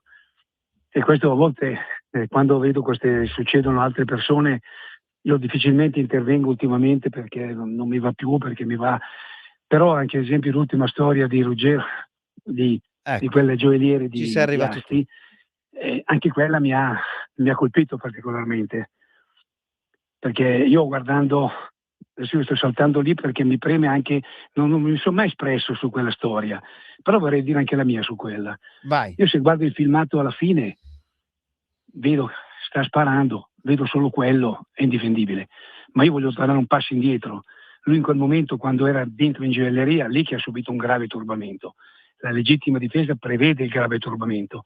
Non può essere una persona normale che viene picchiata, viene minacciata con le armi e resti normale, resti impassibile. Una reazione ci deve essere, evidentemente a soggetto può essere ovviamente anche sproporzionata, ma se tu sei lì tranquillo a casa tua, vengono, ti provocano, fanno quello, giustamente io almeno lo penso così, che la legittima difesa in quel caso deve essere accertata tranquillamente e deve essere sicura. Non è una persona normale, era turbata, quel turbamento le ha fatto fare delle cose che normalmente non avrebbe mai pensato di fare. Quindi quando c'è un grave turbamento quella persona va perdonata. La legittima difesa è sempre legittima, io continuo a dirlo, l'ho sostenuto anche in commissione giustizia al Senato, quando mi hanno sentito, ma perché è così che funziona. Sei in collegamento con guest star, e la star di questa serata qui a Radio Libertà è Claudio Borghi Aquilini, che è il senatore che ha presentato una proposta di legge che tutti hanno definito strong. Anzi, caro Claudio, ti dicono molti dei tuoi haters, dicono ma va, non conosci le norme, perché una sentenza andata in giudicato oramai è chiusa e quindi la persona che è condannata non può più uscire con nessuna speranza. Ma innanzitutto anche solo a sentire il racconto del sindaco è una cosa che ovviamente sconvolge. E se io, come credo chiunque abbia ascoltato in questo momento, siamo sconvolti soltanto a sentire il racconto, immaginarsi viverla direttamente. Cioè immaginarsi cosa vuol dire avere una bambina di 10 anni, avere 3 persone che la stanno per ammazzare potenzialmente, che ti dicono che se tu non gli dai una cosa che non hai, no? Oltretutto neanche volendo collaborare, no? Ti taglio la gola. E quindi, dato che insomma è stato fortunato anche il nostro, è stato bravissimo, devo dire bravissimo, però c'è stata anche una parte di fortuna, perché le pallottole che ti sono passate di fianco a poca distanza per pochi centimetri avrebbero potuto tranquillamente ucciderti. Nel qual caso adesso la tua bambina non avrebbe un papà, tua moglie non avrebbe un marito, no? E le cose sarebbero state differenti. Quindi, dato che stiamo parlando con uno che è stato bravo ma anche fortunato, noi non possiamo sapere come il destino evolve, no? Quando succedono queste cose. Possono succedere delle situazioni tali per cui in un modo o nell'altro le cose vanno diversamente da come noi vorremmo, stando comodamente seduti in poltrona, che andassero. Ed è per questo che io ho voluto togliere ogni tipo di discrezionalità da parte del giudice, no? Che non vada a sindacare seduto comodamente su una poltrona se il ladro in quel momento era girato di 3/4, se era possibile fare un'altra cosa, se era possibile convincerlo con le buone, no? O similari. Cioè, se tu subisci un'aggressione a mano armata all'interno della tua casa, la difesa deve essere sempre legittima. Cioè, voi state dicendo, in poche parole, per farci capire anche ai nostri ascoltatori, se una persona è vittima di uno stress causato da un'aggressione, che sia violenta, che sia una minaccia così forte ai propri familiari, ai propri averi, eccetera, eccetera, è sempre giustificata nella reazione che chiaramente può portare persino a situazioni tragiche come quella che appunto descriveva Rodolfo Corazza. Esatto così, Alessandro. Nella vita normale non c'è il VAR. Cioè, in un processo sei lì a vedere, no, se in quel momento guarda le immagini che fanno vedere che in quel momento era un po' girato e così via. In quel momento tu non pensi, suppongo che Rodolfo possa, cioè non, Rodolfo, anche se tu sei freddo come equilibrato come dici tu, però ci sono dei momenti dove sì, non puoi essere.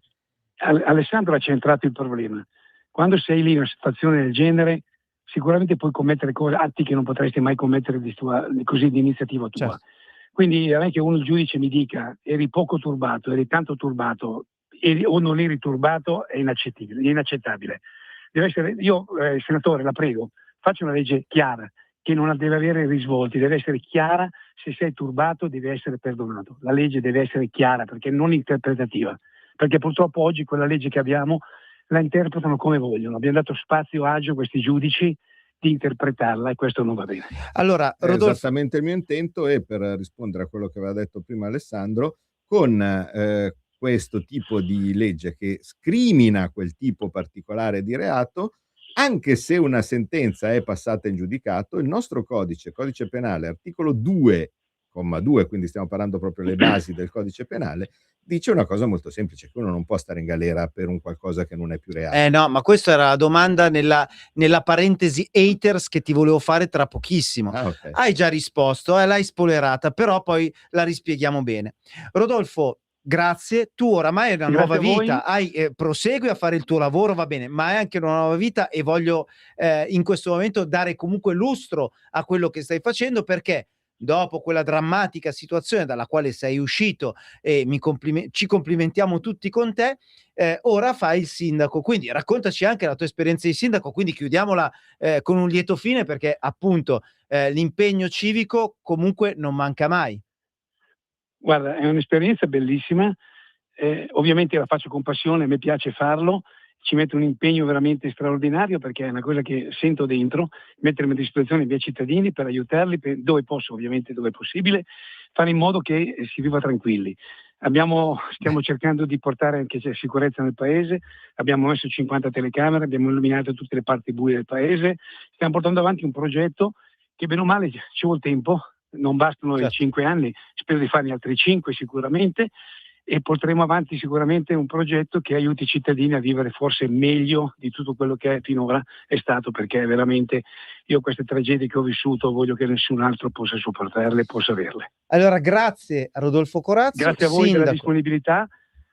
Se Grazie. avete bisogno sono sempre presente, perché ci tengo a queste situazioni, cercare di aiutare la gente che come me ha avuto problemi. Molto volentieri. Che come me ha sofferto. Molto volentieri, Grazie perché davvero, qui a Radio Libertà grazie ne parliamo di questi argomenti, veramente ci risentiamo. E allora, grazie a voi. Grazie a Rodolfo Corazzo, sindaco di Rodano, un comune della provincia milanese. Insomma, cavolo, ma perché non candidiamo lui sindaco a Milano? Claudio, l'abbiamo trovato. Adesso mando subito un messaggino a Lupi, La Russa, la Meloni e Salvini, e dico: ho trovato una il candidato persona sindaco del genere di Milano. lo voto, guarda, anche se fossi in fermo. Guarda, anche io, visto che non mi vogliono sindaco a Milano, voto lui. Oddio, io voterei anche te. Beh, così, detta così, però. Allora, come chiedere se vuoi più bene alla mamma o al papà. Esatto, apriamo la parentesi haters, perché ne abbiamo parlato prima, abbiamo detto che Claudio Borghi Aquilini sulla sua pagina X ha veramente tanti haters, troll, ha pure fatto la descrizione sulla differenza di cosa siano questi personaggi avulsi, che molto spesso stanno lì nelle tenebre con nomi fasulli, che tu però vai a sgamare immediatamente, perché dovete sapere che Claudio, io non so, ha 25 ore, perché oltre ad essere veramente, come si dice dalle nostre parti, cioè un culo di pietra sul lavoro, in Senato, a proporre le leggi, eccetera, vive anche, ha una vita parallela, il suo gemello vive in questa vita parallela su X. Ma il mio segreto è che dormo poco. Allora, vedi, ecco, ti ho trovato subito un troll, perché già uno che si chiama Beato Tranquillo, senza andare a vedere i suoi quanti follower ha, insomma, è evidente che Beato Tranquillo. Allora, leggo da X che l'esimio economista Borghi vorrebbe fare debito per il caro carburanti. Dovremmo fare uno stacchetto, ricordiamoci lo stacchetto haters. Dai, facciamolo, altro debito sulla schiena degli italiani, che oltre 3.000 miliardi ancora sono pochi. A voi pagliacci, gli italiani stanno sul PIP, anzi, siete proprio anti-italiani. Detto a noi è una bella cosa. Cosa rispondiamo? Allora, quando questo signore... Beato Tranquillo. Adesso è beato tranquillo perché magari suo papà a un certo punto ha trovato un bel lavoro, no? Quando è che il papà di Beato Tranquillo ha trovato un bel lavoro? Quando ha potuto prendere la macchina e andare a rispondere alla chiamata, all'annuncio di lavoro, ha detto: sono qua, voglio fare il colloquio, e l'hanno preso. Se fosse stato a casa perché a un certo punto la benzina costava troppo, non trovava lavoro e quindi col cavolo che gli rimaneva il debito sulle spalle, non gli rimaneva neanche più la casa. La gente dimentica sempre che il debito pubblico è il risparmio privato. Cioè, quando a un certo punto i nostri vecchi, ahimè, spero il più tardi possibile, muoiono, non è che ci lasciano in eredità il debito pubblico, di solito ci lasciano in eredità magari la casa, ci lasciano in eredità qualche risparmio, ci lasciano in eredità qualcosa. Ecco, tutte queste ricchezze delle generazioni precedenti, che l'ultima stima di Banca d'Italia indica in circa 10.000 miliardi, queste sono state fatte anche grazie al debito pubblico. Quindi quel debito è nelle casse, nelle tasche, nei portafogli, nei cassetti di sicurezza, nei conti correnti parte di quel debito degli italiani. Borghi, Giorgio Roberto Mingardi, poi leggiamo anche un po' di SMS, chiaramente ripetendo anche il numero. Borghi, l'essenza del nulla. Piacere, sono il nulla. Il nulla era quello di Atreyu. Ma perché mi segui? Ma se sono il nulla, fai altro. Era quello che diceva: ora arriva Trump e ci siamo capiti. Con non so cosa voglia dire. Poveretto. Sì, perché Trump sei un poveretto. Era poveretto. Trump dal mio punto di vista... I suoi cedolini degli anni '80, poi ne riparliamo del poveretto. Stampati i miei cedolini. Tutto ciò. Io c'ho tutto di te. Vabbè. Io le preparo le trasmissioni, non è che ragazzi, è meglio che accendiate la radiovisione, lo dico chi ci ascolta per radio, accendete anche su YouTube, su Facebook, cercate Radio Libertà, siamo in diretta 22:19, tra poco mostriamo cose.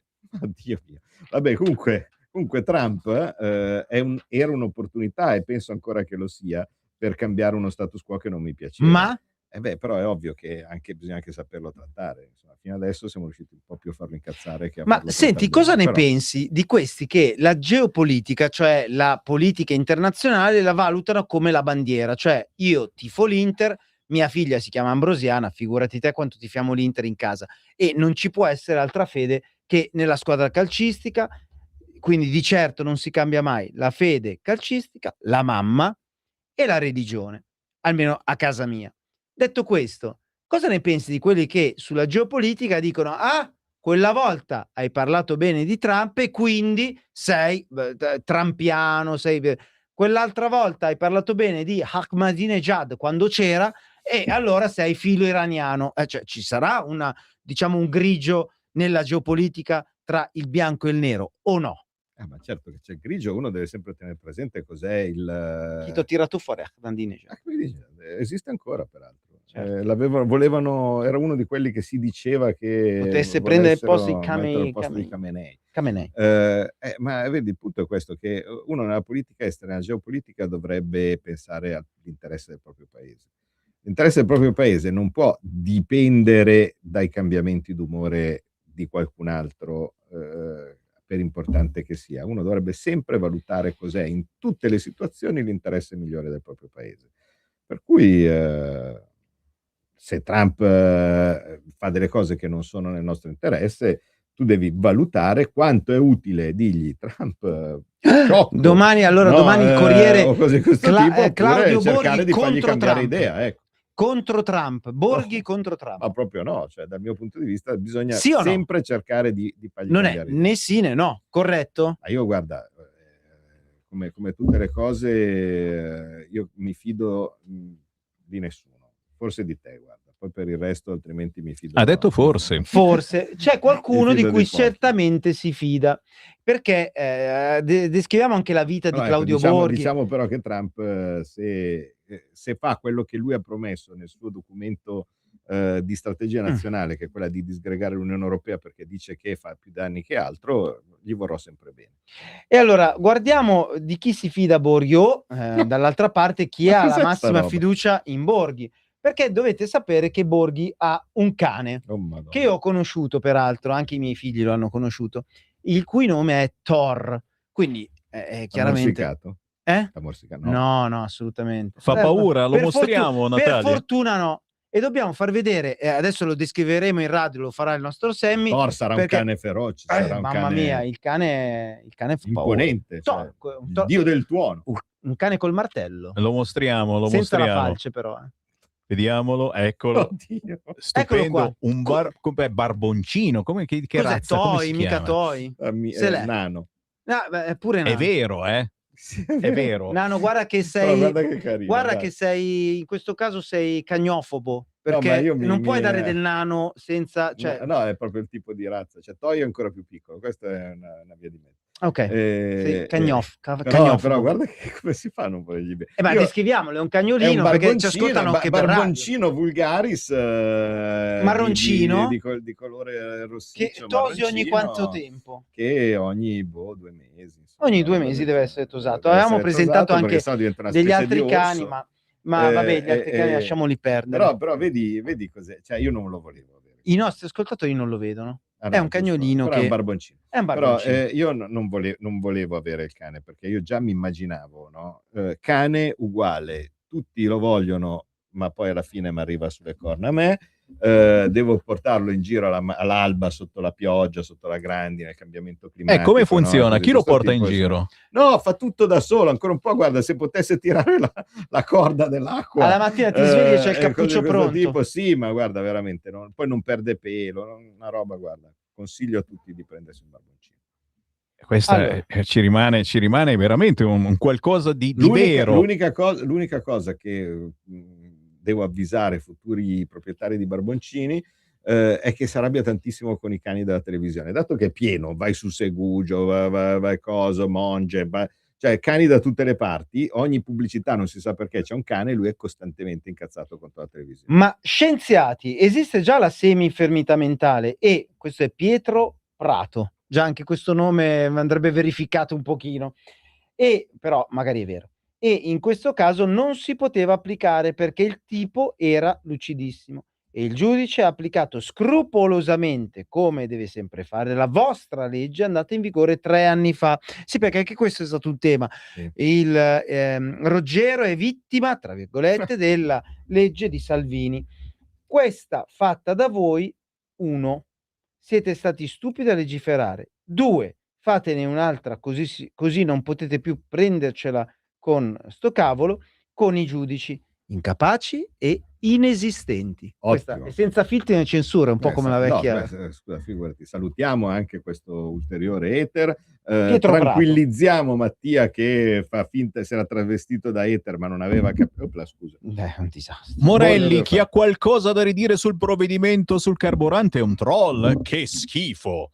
Vado avanti, bisogna per forza difendere quella senza palle della Meloni, senza offesa, Madonna, politicamente, perché sennò si arrabbia, difenderla perché si piega agli interessi dell'Unione Europea non facendo un sacrosanto scostamento di bilancio, ma basta, se perdiamo voti è merito di quelli che si piegano insieme a lei, teniamolo a mente.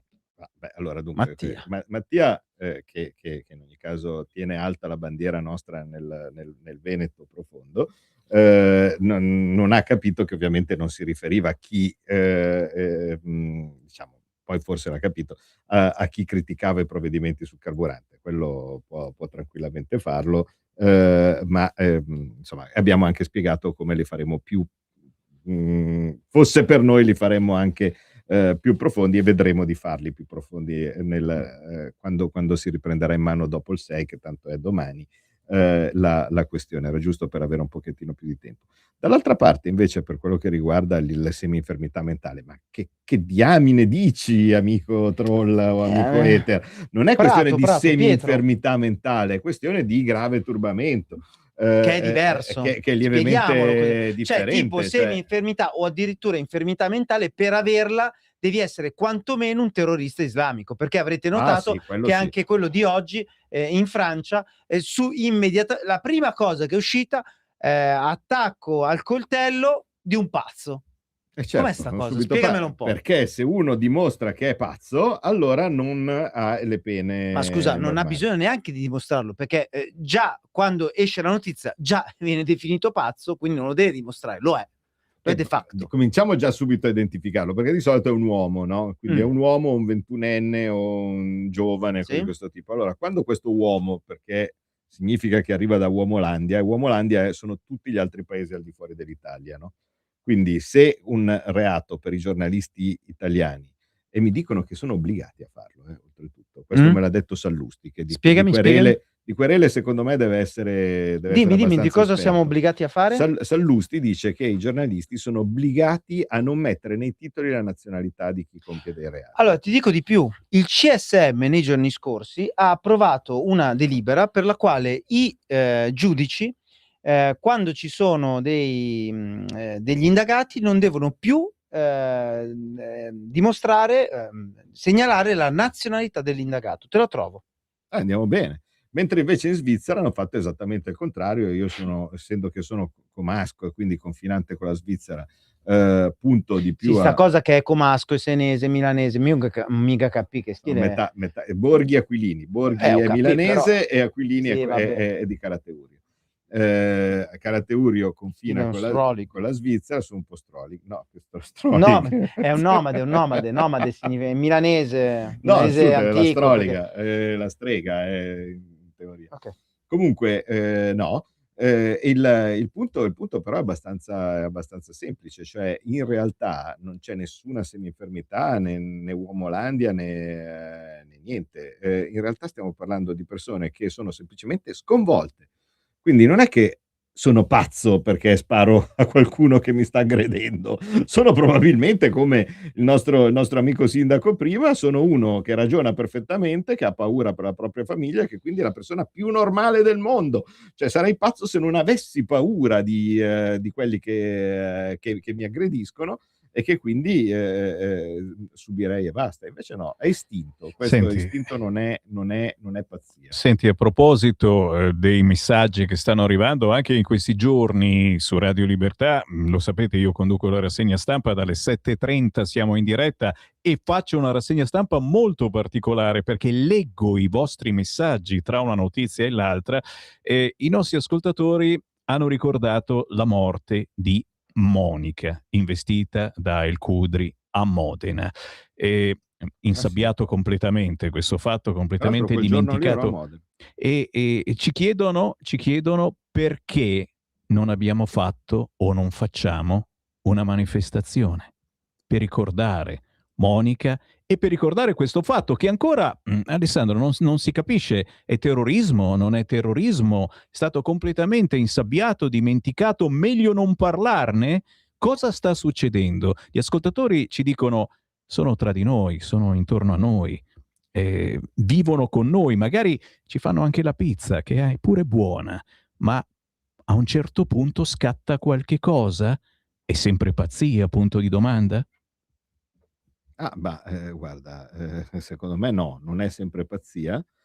Perché non facciamo una manifestazione? Secondo me potrebbe essere un'idea fare una perché manifestazione. Perché la fanno solo quelli di sinistra per certe situazioni, inneggiando a certe cose? Ma noi dovremmo anche un po' imparare, scusa, cioè io adesso poi quando dico così, no? Quando dico che dovremmo imparare a votare come votano loro, quando dico che dovremmo imparare a fare certe cose come fanno loro, certe cose mi dicono tu, gli ether, no? O similari, ma anche i non ether dicono tu dai colpa agli elettori, tu dai colpa. No, io non do colpa a nessuno, noto una differenza di comportamento. Da sinistra qualsiasi cosa facciano i loro, anche appunto se gli fai fare le figure da chiodi come Bonaccini, come la Braga, no? Così tipo, loro sono sempre lì in fila. Cioè, tu puoi anche fargli fare 100 figure da chiodi a Bonaccini. Io sono convinto, e infatti complimenti a lui e complimenti ai suoi elettori, non è che gli dico niente. Lui si presenta e anche si vede chiaramente che non sa nulla, perché Bonaccini non sa niente, no? Eppure si mette lì a votare, che è la cosa che mi ha detto lui, dice però io guarda quante preferenze ho preso, al contrario di te. Bravissimo, campionissimo, prende le preferenze, è sicuramente più bravo di me, e ha anche degli elettori che sono tutti in fila, belli, tranquilli, arriva il sindacato che li prende casa per casa, gli dice cittadini, caro amico sindacato CAF, cose di questo tipo, ecco vai a votare, devi votare questa roba qua, e loro tutti belli, potrebbe essere Kappler, così di questo tipo, loro non gliene frega niente, prendono e votano quello che c'è scritto sul fogliettino che gli danno in mano. E anche chi non ha bisogno che vada a prendere quelli del sindacato, cioè zona 1 Milano, tanto per dirne una, spesso e volentieri loro prendono e vanno a votare. Quando c'era l'ultima elezione europea, io sono andato a vedere, io voto al seggio 13, credo, di Milano, se non mi ricordo male. Che è un sure. Sì, sarò anche un sure, quindi abito abbastanza in centro e voto al seggio 13. Nel seggio 13 so per certo... Io al 685. te vede. So per certo che al seggio 13 votano delle persone che di solito non hanno particolari problemi finanziari, ecco, mettiamola così. Se tu vedessi quanti erano i voti per la Ilaria Salis al seggio 13 di Milano, ma diventi matto. Grazie al perché cavolo. loro prendono e vanno, perché va a occupare le case degli altri. Esatto, non gli occupano le case. Certo. Comunque l'8 gennaio 2025 c'è stato il nuovo codice deontologico dei giornalisti su migranti e rifugiati per evitare informazioni imprecise, non usare termini discriminatori e tutelare le persone, perché i giornalisti dovranno, anzi bisogna che i giornalisti usino termini rispettosi e appropriati ed evitando la diffusione di informazioni imprecise, sommarie e distorte. E grazie al cavolo, sei giornalista, se fai una roba del genere ti devono cacciare dall'ordine. Non deve ricorrere ad espressioni denigratorie e discriminatorie, salvo diversa volontà espressa dal soggetto. Certo, tu vai a beccare l'immigrato che ha cercato di ammazzare 4 persone buttandosi addosso con la macchina, che mi dica come vuole essere definito, esatto, principe? Cioè, ma ti rendi conto? Deve tutelare la persona non consentendo l'identificazione di coloro che accettano di esporsi ai media in tutte le circostanze in cui ciò possa recare danno ai diretti interessati o ai loro congiunti. Se capì, funziona in questo modo. Allora vi faccio notare questa cosa, che se il caso di Modena fosse avvenuto con un italiano, ma qualunque caso di cronaca, ti vanno a intervistare la cugina, il fratello, il parente, l'amico, l'edicolante, quello doveva fare la spesa, cioè è una roba, questo è sparito da tutti i media nazionali. Il Cudri. Però adesso ti trovo anche il CSM, tranquillo. No, ma guarda, figurati, se sono straconvinto. Ragazzi, Sallusti, insomma, è uno che bene o male di querele se ne cava. L'unico che non gliel'ha fatta la querela sono stato io, che perché gli voglio bene, cioè nel senso so cos'è il suo questa è la notizia di domani. Borghi vuole bene ma figurati, è stato anche mio direttore, come faccio io a querelare uno che è stato mio direttore, perché sarei giornalista anch'io. E lui quindi quando una volta mi ha messo su in prima pagina dicendo Borghi è un terrorista cioè un terrorista, un cretino, tutte e due, credo che fosse così, no? Terrorista sulla prima pagina. Pazienza, dai, va bene. Ragazzi, però se è terrorista, attenzione, non parlate, cioè non descrivete chi è. Diventi istantaneamente un uomo. Esatto, sei un uomo, sei più Claudio Borghi, un 56enne. Esatto, che mi ricordano dalla regia che abbiamo dei contributi da mandare. Ricordati, Alessandro, se vuoi mandare da YouTube qualche cosa che ci hanno preparato. Certo. Allora, perché sono le 22:35. A dire la verità avevamo preparato una bella scaletta che chiaramente come potevamo immaginare il numero 0 di questa trasmissione, che è, ricordiamolo, Guest Star, cioè la trasmissione dove invitiamo una volta alla settimana una ospite, un appartenente del governo, un governatore, un parlamentare, dove descriviamo intanto la vita. Oggi abbiamo parlato del suo cane, adesso parleremo anche di una delle sue maggiori passioni, cioè i battelli che vedete sui laghi Maggiore, di Como, da dove viene lui, una delle tante città da dove viene, e del Garda, di cui lui assolutamente, e io ne sono testimone, addirittura Sammy, quando sta per passare uno di questi traghetti, uno di questi battelli, può chiudere gli occhi e dal rumore del motore riconosce il nome del... Ma non ci credo, dai. Sì, da quando ero bambino. Ce l'abbiamo una foto di qua, va che bei battelli. Che battello è questo? Questo è il Concordia. Vedi? Questo è il Concordia, un battello storico bellissimo. Concordia. Sai di che anno è? 1926. Bravo, c'ha 100 anni, l'abbiamo appena festeggiati. E praticamente è uno dei piroscafi a pale più belli del mondo. Nel lago di Como ce ne sono 2, uno è Concordia, l'altro si chiama Patria, e stava andando a rottame, è stato salvato grazie a questa persona qua di fianco, è Matteo Salvini. Sì, perché stiamo facendo un lavoro con la provincia, insomma una serie di operazioni per rivalutare questi che sono dei battelli storici bellissimi nei nostri laghi più belli. I contributi, Sammy.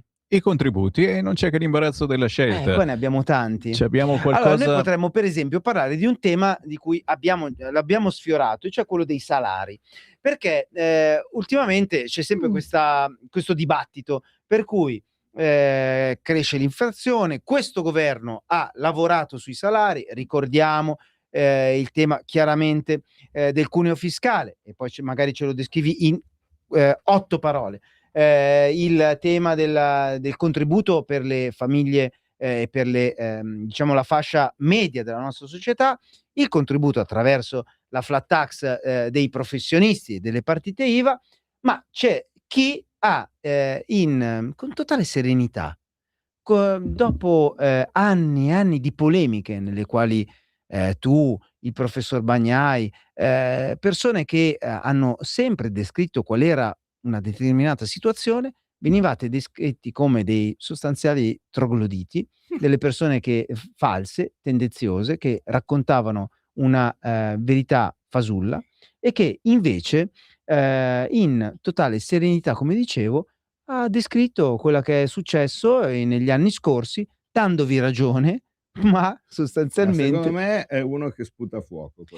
È uno che sputa fuoco. Allora abbiamo qua l'ex mio presidente del Consiglio, Mario Draghi. Noi abbiamo contratto i bilanci pubblici, abbiamo sacrificato la spesa pubblica, abbiamo compresso i nostri salari, anche perché noi in quegli anni pensavamo che eravamo in competizione con gli altri paesi europei e quindi tenevamo i salari più bassi come uno strumento di concorrenza. Noi abbiamo contratto i bilanci pubblici. Hai capito?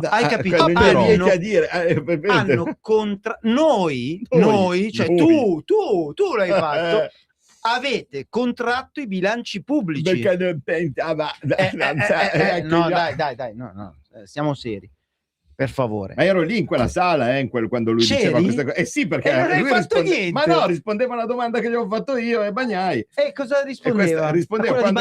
di Bagnai, era una domanda di Bagnai questa, Sì, probabilmente. Comunque me ne avevamo fatta una dopo l'altra. Eravamo, okay. Io gli avete dato un 1-2. Sì. Avevamo fatto la domanda e lui non gli riusciva a dirlo, che succedeva una cosa molto facile. Se tu non svaluti la moneta, no, a un certo punto, che cosa rimane a uno Stato che vuole recuperare competitività? Se non può svalutare la moneta, deve svalutare il lavoro, perché sennò altrimenti non si capisce com'è che puoi recuperare competitività. Pensavo vendere l'oro. No, sì, questo lo diceva Monti, certo, sì, altra idea. Magari sono fuori privatizzare. competitività. Cosa significa? Come può il mio pennarello che produco qua e mi costa 10 essere competitivo con quello della Cina che mi costa 9? Allora la possibilità sono due: o la mia moneta svaluta rispetto a quello della Cina, no? E quindi significa che tutte e due costano 9 per chi lo vuole comprare all'estero, oppure io devo tagliare gli stipendi di quello che lo fanno. Così facendo posso venderlo a 9 anch'io.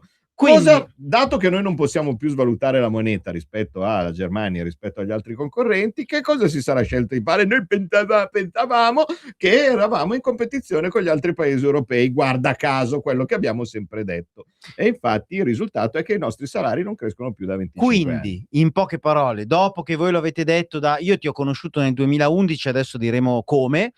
Da allora tu hai spiegato che la compressione dei salari era sostanzialmente la ragione, l'argomento messo sulla bilancia economica e finanziaria del paese nei confronti dell'Europa, dell'euro, eccetera, eccetera, eccetera, e lui lo ha detto così serenamente.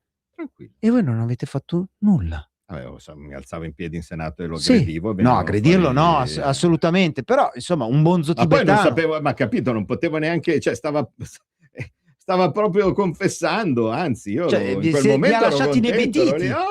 Ma pensa, ma e voi siete rimasti lì inebetiti? Cioè, no, ma che inebetiti? Noi eravamo lì che ridavamo, ci guardavamo in faccia e senti come l'ho confessa tranquillamente. Però adesso i nostri radioascoltatori, chi ci sta seguendo sui social media, si fa una diciamo La prima volta, dato che quelli che ci seguono, no, questi che non sono gli eteri, invece quelli della community, ogni tanto prendono delle mie espressioni e ci fanno le gif, no? Queste faccine che vengono messe sui social. C'era una che aveva fatto un ragazzo che è morto, purtroppo, era stato uno dei miei primi... Salutiamolo. Salutiamo dal cielo. E come si chiama? Lele. Ciao Lele. Lele era stato uno dei primi che sapeva fare, dato che era giovane e così via. Poi hanno imparato tutti queste gif. Aveva fatto la gif di me che col ditino, no, quando c'era Gualtieri all'epoca ministro dell'economia, e quindi se siamo uno Stato che è sopravvissuto ad avere Gualtieri ministro dell'economia, l'ottimismo ci deve pervadere, no? Dove a un certo punto aveva detto certo, però il fatto di non avere moneta sovrana comporta che il nostro debito è più a rischio. E io, no, gli avevo fatto così col ditino dicendo bene, cioè stiamo scoprendo un po' di cose che noi magari abbiamo detto da un po' di tempo a questa parte. Però c'è da dire che il nostro governo rimane, dato che finché c'è l'euro questa legge non cambia, cioè non è che io a un certo punto oggi posso raddoppiare gli stipendi di tutti gli italiani, perché significherebbe che se io raddoppio gli stipendi di tutti gli italiani, costringo i datori di lavoro a raddoppiare tutti gli stipendi, falliscono tutti, perché significa che nessuno vende più i prodotti sul mercato che è appunto concorrenziale, senza altre possibilità di aggiustamento. Per cui però quello che abbiamo potuto fare noi da governo l'abbiamo fatto in ogni modo. Guardate per esempio i settori che non sono esposti alla concorrenza internazionale, come per esempio il pubblico impiego. Abbiamo rinnovato i contratti di tutti, ma 2 volte. Forze dell'ordine, insegnanti. Cioè, per dire, gli insegnanti, io lo so che non ci vota nessuno, cioè questo, se io dovessi ragionare come ragionano loro, gli avrei dovuto dire niente, perché il 99% degli insegnanti votano sinistra. 2 volte è stato rinnovato il contratto degli insegnanti, che era fermo da chissà quando, e anche qui avete una mamma, un papà, un conoscente che fa il maestro, il professore, così questo tipo, che è un lavoro importantissimo, è un lavoro fondamentale per i nostri ragazzi, quindi è giusto pagarli bene. Ecco, andate a dirgli, mi fai vedere cos'era il tuo stipendio all'inizio del 2022, mi fai vedere cos'è adesso, e vedete cos'è stato l'intervento di questo governo, altro che gli 80 euro. Ragazzi, queste cose vanno dette. Però uno cattivo ti direbbe sì, però amico mio non ti vota nessuno. L'hai detto tu? Ma uno purtroppo, vedi, deve cercare di fare le cose come devono essere fatte, indipendentemente dalla riconoscenza. Cioè, gli altri sono forse più furbi di noi, ma sono più figli di buona donna. Vabbè, questo noi invece, secondo me, buoni è giusto che noi dobbiamo fare le cose che sono giuste fare. Cioè, quindi gli insegnanti andavano oggettivamente corretti i loro stipendi, ed è quello che abbiamo fatto. Le forze dell'ordine, poliziotti, carabinieri e così questo tipo, che anzi a cui veramente in ogni momento dobbiamo dire grazie, perché ci difendono in modi e sistemi che noi neanche immaginiamo, e andare al Copasir me ne ha fatte scoprire tante. Ecco, descrivici qualcosa del Copasir, va, perché quando ho scoperto che Claudio Borghi entrava nel Copasir, avendo un rapporto oramai da qualche anno di amicizia con lui, è stata una domanda che effettivamente, diciamo, è abbastanza ironica. Claudio, a me non interessa della geopolitica, non mi interessa di cosa succederà tra 2000 anni, perché il Copasir un po' si interessa di tutto. Il comitato esattamente per la sicurezza pubblica, quindi si occupano dei servizi segreti, possono sapere un po' tutto, no? La vera domanda era, ma nell'area 51 ci sono veramente gli extraterrestri? Chiaramente stiamo scherzando, attenzione, però è una domanda che magari nel Copasir c'è una risposta. Ma capisci che purtroppo non ce la puoi dire. Non me la posso dire. Porca miseria, abbiamo perso questa occasione. Questa sarebbe stata veramente il boom di domani, andavamo sul Time. Sicuro, io andavo in galera per rivelazione di segreti. Allora facciamo una legge per liberare Borghi dal carcere sugli extraterrestri. Senti, però Copasir, ok, 2 parole su Copasir, ma devi dire anche qualche cosa, perché ce lo richiedono gli ascoltatori, sulla commissione Covid. Allora, Copasir, dici del Copasir? No, vabbè, allora, del Copasir è un'esperienza bellissima, un'esperienza che secondo me è molto utile per capire bene come funziona lo Stato, è una cosa anche che ti riconcilia in molti, per certi versi, con chi parla sempre male dell'Italia. Cioè, i nostri servizi segreti sono assolutamente un'eccellenza. In giro per il mondo, tutti, quando hanno a che fare con gli agenti italiani o similari, dicono sono il meglio che c'è. E voi immaginate che ci sono tanti italiani di cui voi non saprete mai i nomi, non vanno sui social, non vanno da nessuna parte, non saprete nemmeno la loro esistenza, che hanno dedicato la loro vita a proteggerci. Calipari, che morì, ti ricordi? Di quello, capite però che fare un mestiere dove conosci il tuo nome solo se muori, non è ovviamente, capite che rilevanza può avere, no? Come senso dello Stato. Ecco, il famoso servitore dello Stato in questo caso sono nel vero senso della parola. Una si va a mettere in un guaio clamoroso dopo che gli avevano detto in tutti i momenti che non era il caso di andare a fare la rispettabile arte del giornalismo, ma in un territorio molto politico, molto pericoloso. Molto pericoloso. A un certo punto va in Afghanistan, in Iraq e così via, a un certo viene rapita e lui riesce a liberarla. A un certo punto arriva in una situazione dove volano le pallottole, purtroppo oltretutto che sparavano gli americani, perché non si sapeva chi era arrivato in quel, non era tutto chiaro che era arrivato in quel punto di diciamo di controllo, no? Prima dell'aeroporto, e lui si butta a proteggere col suo corpo, non appena sente le pallottole che volano, la persona che aveva appena liberato dalla prigionia, e muore al suo posto. Ecco, cioè, queste persone sono quelle che ci proteggono da tutte le minacce possibili, e se qualche volta qualcuna ne scappa, tenete sempre presente che altre 10 avrebbero potuto esserci senza il loro intervento. Quindi il Copasir è veramente una bellissima esperienza. Parte anche della commissione Covid. E faccio parte anche della commissione Covid. Lì invece è un po' meno onorevole. Io seguo e sono scandalizzato dal fatto che nessuno ne parli, ma nessuno veramente. Come mai, secondo te? Ma tanto per dire, guarda, io già quando ho visto le prime puntate, diciamo così, no, della commissione Covid, dove si chiedeva, si interrogavano quelli del CTS, no? Perché non so se vi ricordate, CTS? Stato un periodo, il Comitato Tecnico Scientifico, c'è stato un periodo durante il Covid dove comandava il CTS, no? Se il Comitato Tecnico Scientifico diceva che tu potevi prendere la tua albicocca dopo cena, la prendevi, altrimenti no? Insieme con i televirologi, i buriosauri, e tutta Genova, e tutta quella i bassettologi, no? E tutta questa gente. Ecco, all'interno del CTS, no? Tutti dicevano che seguivano uno, no? Noi tendavamo a seguire questo qui perché era il più autorevole, no? E dicevano il nome di una persona. Io poi mi ero andato a studiare un pochettino, e allora ho fatto questa domanda, volendo c'è il video quando uno lo può prendere. Ho detto: ma scusate, ma questo qui che seguivate tutti, lo sapete in cosa è laureato? In cos'era laureato? Questo dice: ma un medico, no? Un epidemiologo. Ma veramente laureato in matematica?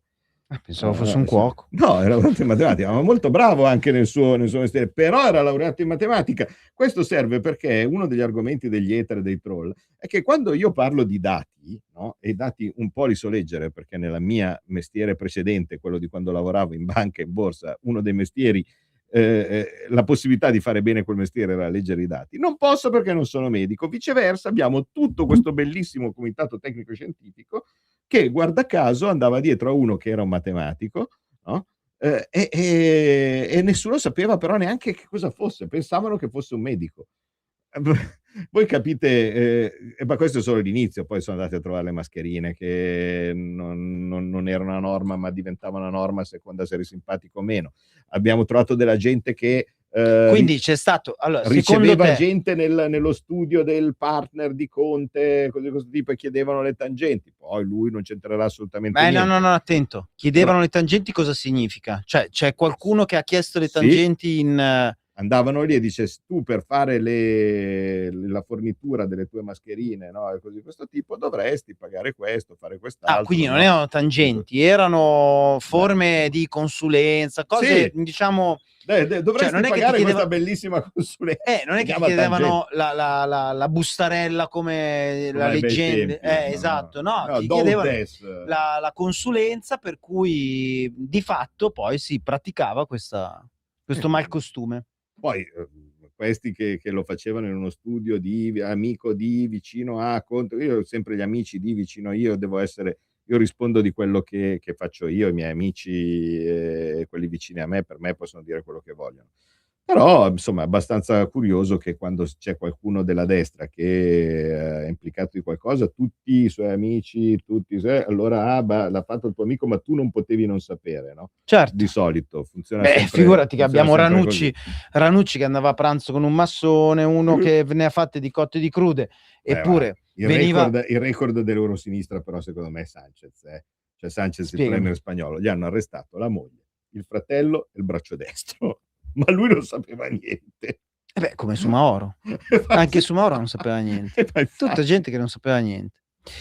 Ok, quindi, visto che ne hai parlato, chiaramente dobbiamo arrivare al dunque. Tu hai parlato dell'euro, abbiamo sentito il signor Mario Draghi che si è, ha disvelato qual è la realtà, lo abbiamo fatto sentire ai nostri radioascoltatori per conferma di quanto voi avete detto da tanti anni. Tu sei nato, almeno politicamente, nato giornalisticamente, scrivevi degli articoli sul giornale, eri già nel 2006 professore, insomma, hai avuto una tua esperienza. Io ho qua i tuoi cedolini che tutti potete vedere su X, perché qualcuno dei tuoi haters dice: ma tu hai mai lavorato in vita tua? E qua io c'ho un cedolino della gruppo Deutsche Bank. Anzi, ti voglio provocare proprio su questo, perché tu sei stato a Deutsche Bank e a Merrill Lynch, possibile? Sì. Ecco, cioè scusa, tu sei uno di quelli che teoricamente dal nostro punto di vista, di noi complottisti, cioè io e Sammy Varin... Lo facciamo vedere o no il cedolino? Certo che lo facciamo vedere. Lo facciamo vedere, ragazzi, radiovisione speciale. Tu che vivi con lo stipendio da senatore pagato da noi, allora Claudio Borghi Aquilini, vabbè, qua magari non riusciamo ad ingrandire, però ha un cedolino di Deutsche Bank Sim Spa del febbraio 2006, quindi 20 anni fa, alla faccia del bicarbonato, da 233.905.000 lire. No, ma che? Questo qui sono euro. Questo qui sono 400. Questo 2006. Sì, guarda, questo qui. Cioè 400 milioni. Cioè... non credo neanche che sia uno dei più alti che avevo. Beh, però. Vabbè, ne abbiamo preso uno a caso. Vabbè, comunque, comunque questo qui era 400. Non pensavo esistessero. No, cioè... Questo era, guarda, avevo di lordo 481.628 euro in questo mese. Però era il mese ovviamente dove era il mese dove c'era il bonus, no, non era il mio stipendio, quella cosa lì. Qui c'era un bonus che era riferito, infatti t'hanno beccate. Era riferito ai miei risultati I miei ragazzi ti hanno trovato quello più alto. Può essere. Vabbè, comunque è riferito al mese precedente, all'anno precedente, cioè i risultati dell'anno precedente mi avevano fruttato 467.000 euro di bonus. Claudio, senti, io tre mutui da pagare, 3 figli, ricordati di me. Ma guadagniamo bene, cioè quando uno mi dice con l'autostipendio non è un podcast, perché io odio i podcast. Ma io li pubblico ogni tanto questi lo so che io l'ho preso dal tuo X. Ma sì, ma lo pubblico perché ogni tanto qualcuno dice: tu non hai mai lavorato e se non prendessi soldi pubblici adesso cosa fai? No, ma guarda, veramente io ho lavorato e adesso non è che ho l'autostipendio, perché di solito il marker del grillino è quando dice l'auto, no? La parola l'auto. L''auto. L'auto blu con l'accento, no? Oppure l'autostipendio. E dico, ma guarda che non è che mi impressionano più tanto gli stipendi che pur possono essere considerati alti o bassi o quello che è, che prendo adesso, perché prima quando lavoravo nel privato guadagnavo. Ma io ho fatto un errore marchiano guardando e pensando, non pensavo esistessero degli stipendi così, quindi ho pensato in lire. Ma allora, io ti ho conosciuto sul Basta Eurotour, io e te ci siamo conosciuti su un camper nella prima campagna elettorale per le europee, che da Salvini segretario, dove io guidavo il camper, facevo la rassegna stampa, gestivo un po'. Ti ricordi, Sammy? Eravamo qui nella nostra amata adorata radio, tu qui, io in collegamento in giro sulla campagna elettorale. Ora il Bus Eurotour, diciamo 2011, acqua passata. Di acqua ne è passata tanta sotto i ponti. Una tesi che io ho sentito dire da te è stata: non siamo noi che dobbiamo uscire dall'euro, ma è la Germania. Basta, Eurotour è del 2014. Sì, scusami. Ma sarà la Germania a uscire dall'euro. Ti chiedo dunque, come a questo punto chi è che esce dall'euro per primo? Secondo te? Di sicuro in questa legislatura, io l'ho detto prima che partisse, che questa era una legislatura di difesa. Perché molto semplicemente tu, per fare delle cose radicali, devi in ogni caso avere un'esperienza di governo. Nessuno che può arrivare lì alla prima esperienza di governo e pensare di uscire anche dal suo ufficio. Confermo. Perché non sa neanche, più che altro non sa neanche cosa c'è dopo l'ufficio, no? C'è il corridoio e dice deve andare a chiedere agli uscieri. Ti rispondo, tendenzialmente oltre l'ufficio c'è il PD. Sì, esatto, c'è una pidinia, no? Sì. Per cui, tenuto presente appunto che c'è questa limitazione, di sicuro in questa legislatura cose particolarmente rivoluzionarie non se ne sarebbero potute fare. Abbiamo fatto qualche cosa importante. Tipo il MES. Abbiamo detto di no al MES, abbiamo messo in sicurezza l'oro, che secondo me è stata una delle cose più rivoluzionarie che abbiamo fatto, le riserve auree che abbiamo fatto in questa legislatura. Qualche cosa di buono abbiamo fatto. Però cose clamorose no. L'oro degli italiani, trovate su YouTube un video dedicato a questo. Sì, esatto. E invece o per i prossimi, però bisogna che ci votiate tanto, perché sapete bene che le rivoluzioni, se poi alla fine votate di più Forza Italia, se ne fanno poche, perché insomma, voi la vedete la rivoluzione, usciamo dall'euro con Tajani? No, non è probabile. Legittimamente significa volere qualcos'altro, no? E quindi quello che volete voi si trasferisce poi con la forza che noi abbiamo la possibilità di poter fare o meno. Quindi se ci date forza la prossima legislatura, magari riusciremo anche a essere più incisivi, non tanto perché siamo diversi noi siamo sempre quelli, ma chi è nostro compagno di avventura sarà più esperto, ecco, e quindi forse ha capito che certe cose all'interno dell'Unione Europea non si possono fare. Come dice Giuseppe da Reggio Calabria, a destra dobbiamo riscoprire il valore dell'ideologia, bisogna avere il coraggio di dare fiducia ai nostri rappresentanti senza chiedere prove e giuramenti un giorno sì e uno no, lasciarli lavorare e dare fiducia e supporto. E con questo grazie Giuseppe. Faccio segno dell'orologio, ma non ce l'ho l'orologio, ma ce l'ho siamo, ragazzi. Sono volate queste 2 ore. Grazie Giuseppe, è proprio questo, cioè a un certo punto, insomma, noi siamo qua, vi vedete come siamo, ci seguite da quanto tempo? Cioè, se noi veramente fingessimo o mentissimo da 20 anni che ci vedete, cioè saremmo o degli attori di una bravura incredibile oppure saremmo matti con l'infermità mentale di cui si diceva. Ma dato che non siamo Abdul, non siamo Ahmed e quindi l'infermità mentale non ce l'abbiamo, attori bravissimi neanche, perché si capisce subito dove vogliamo andare a parare, per cui può essere che siamo veramente così. Per cui se ci date forza e insomma se seguite le nostre idee è probabile che noi combatteremo come sempre per realizzarle.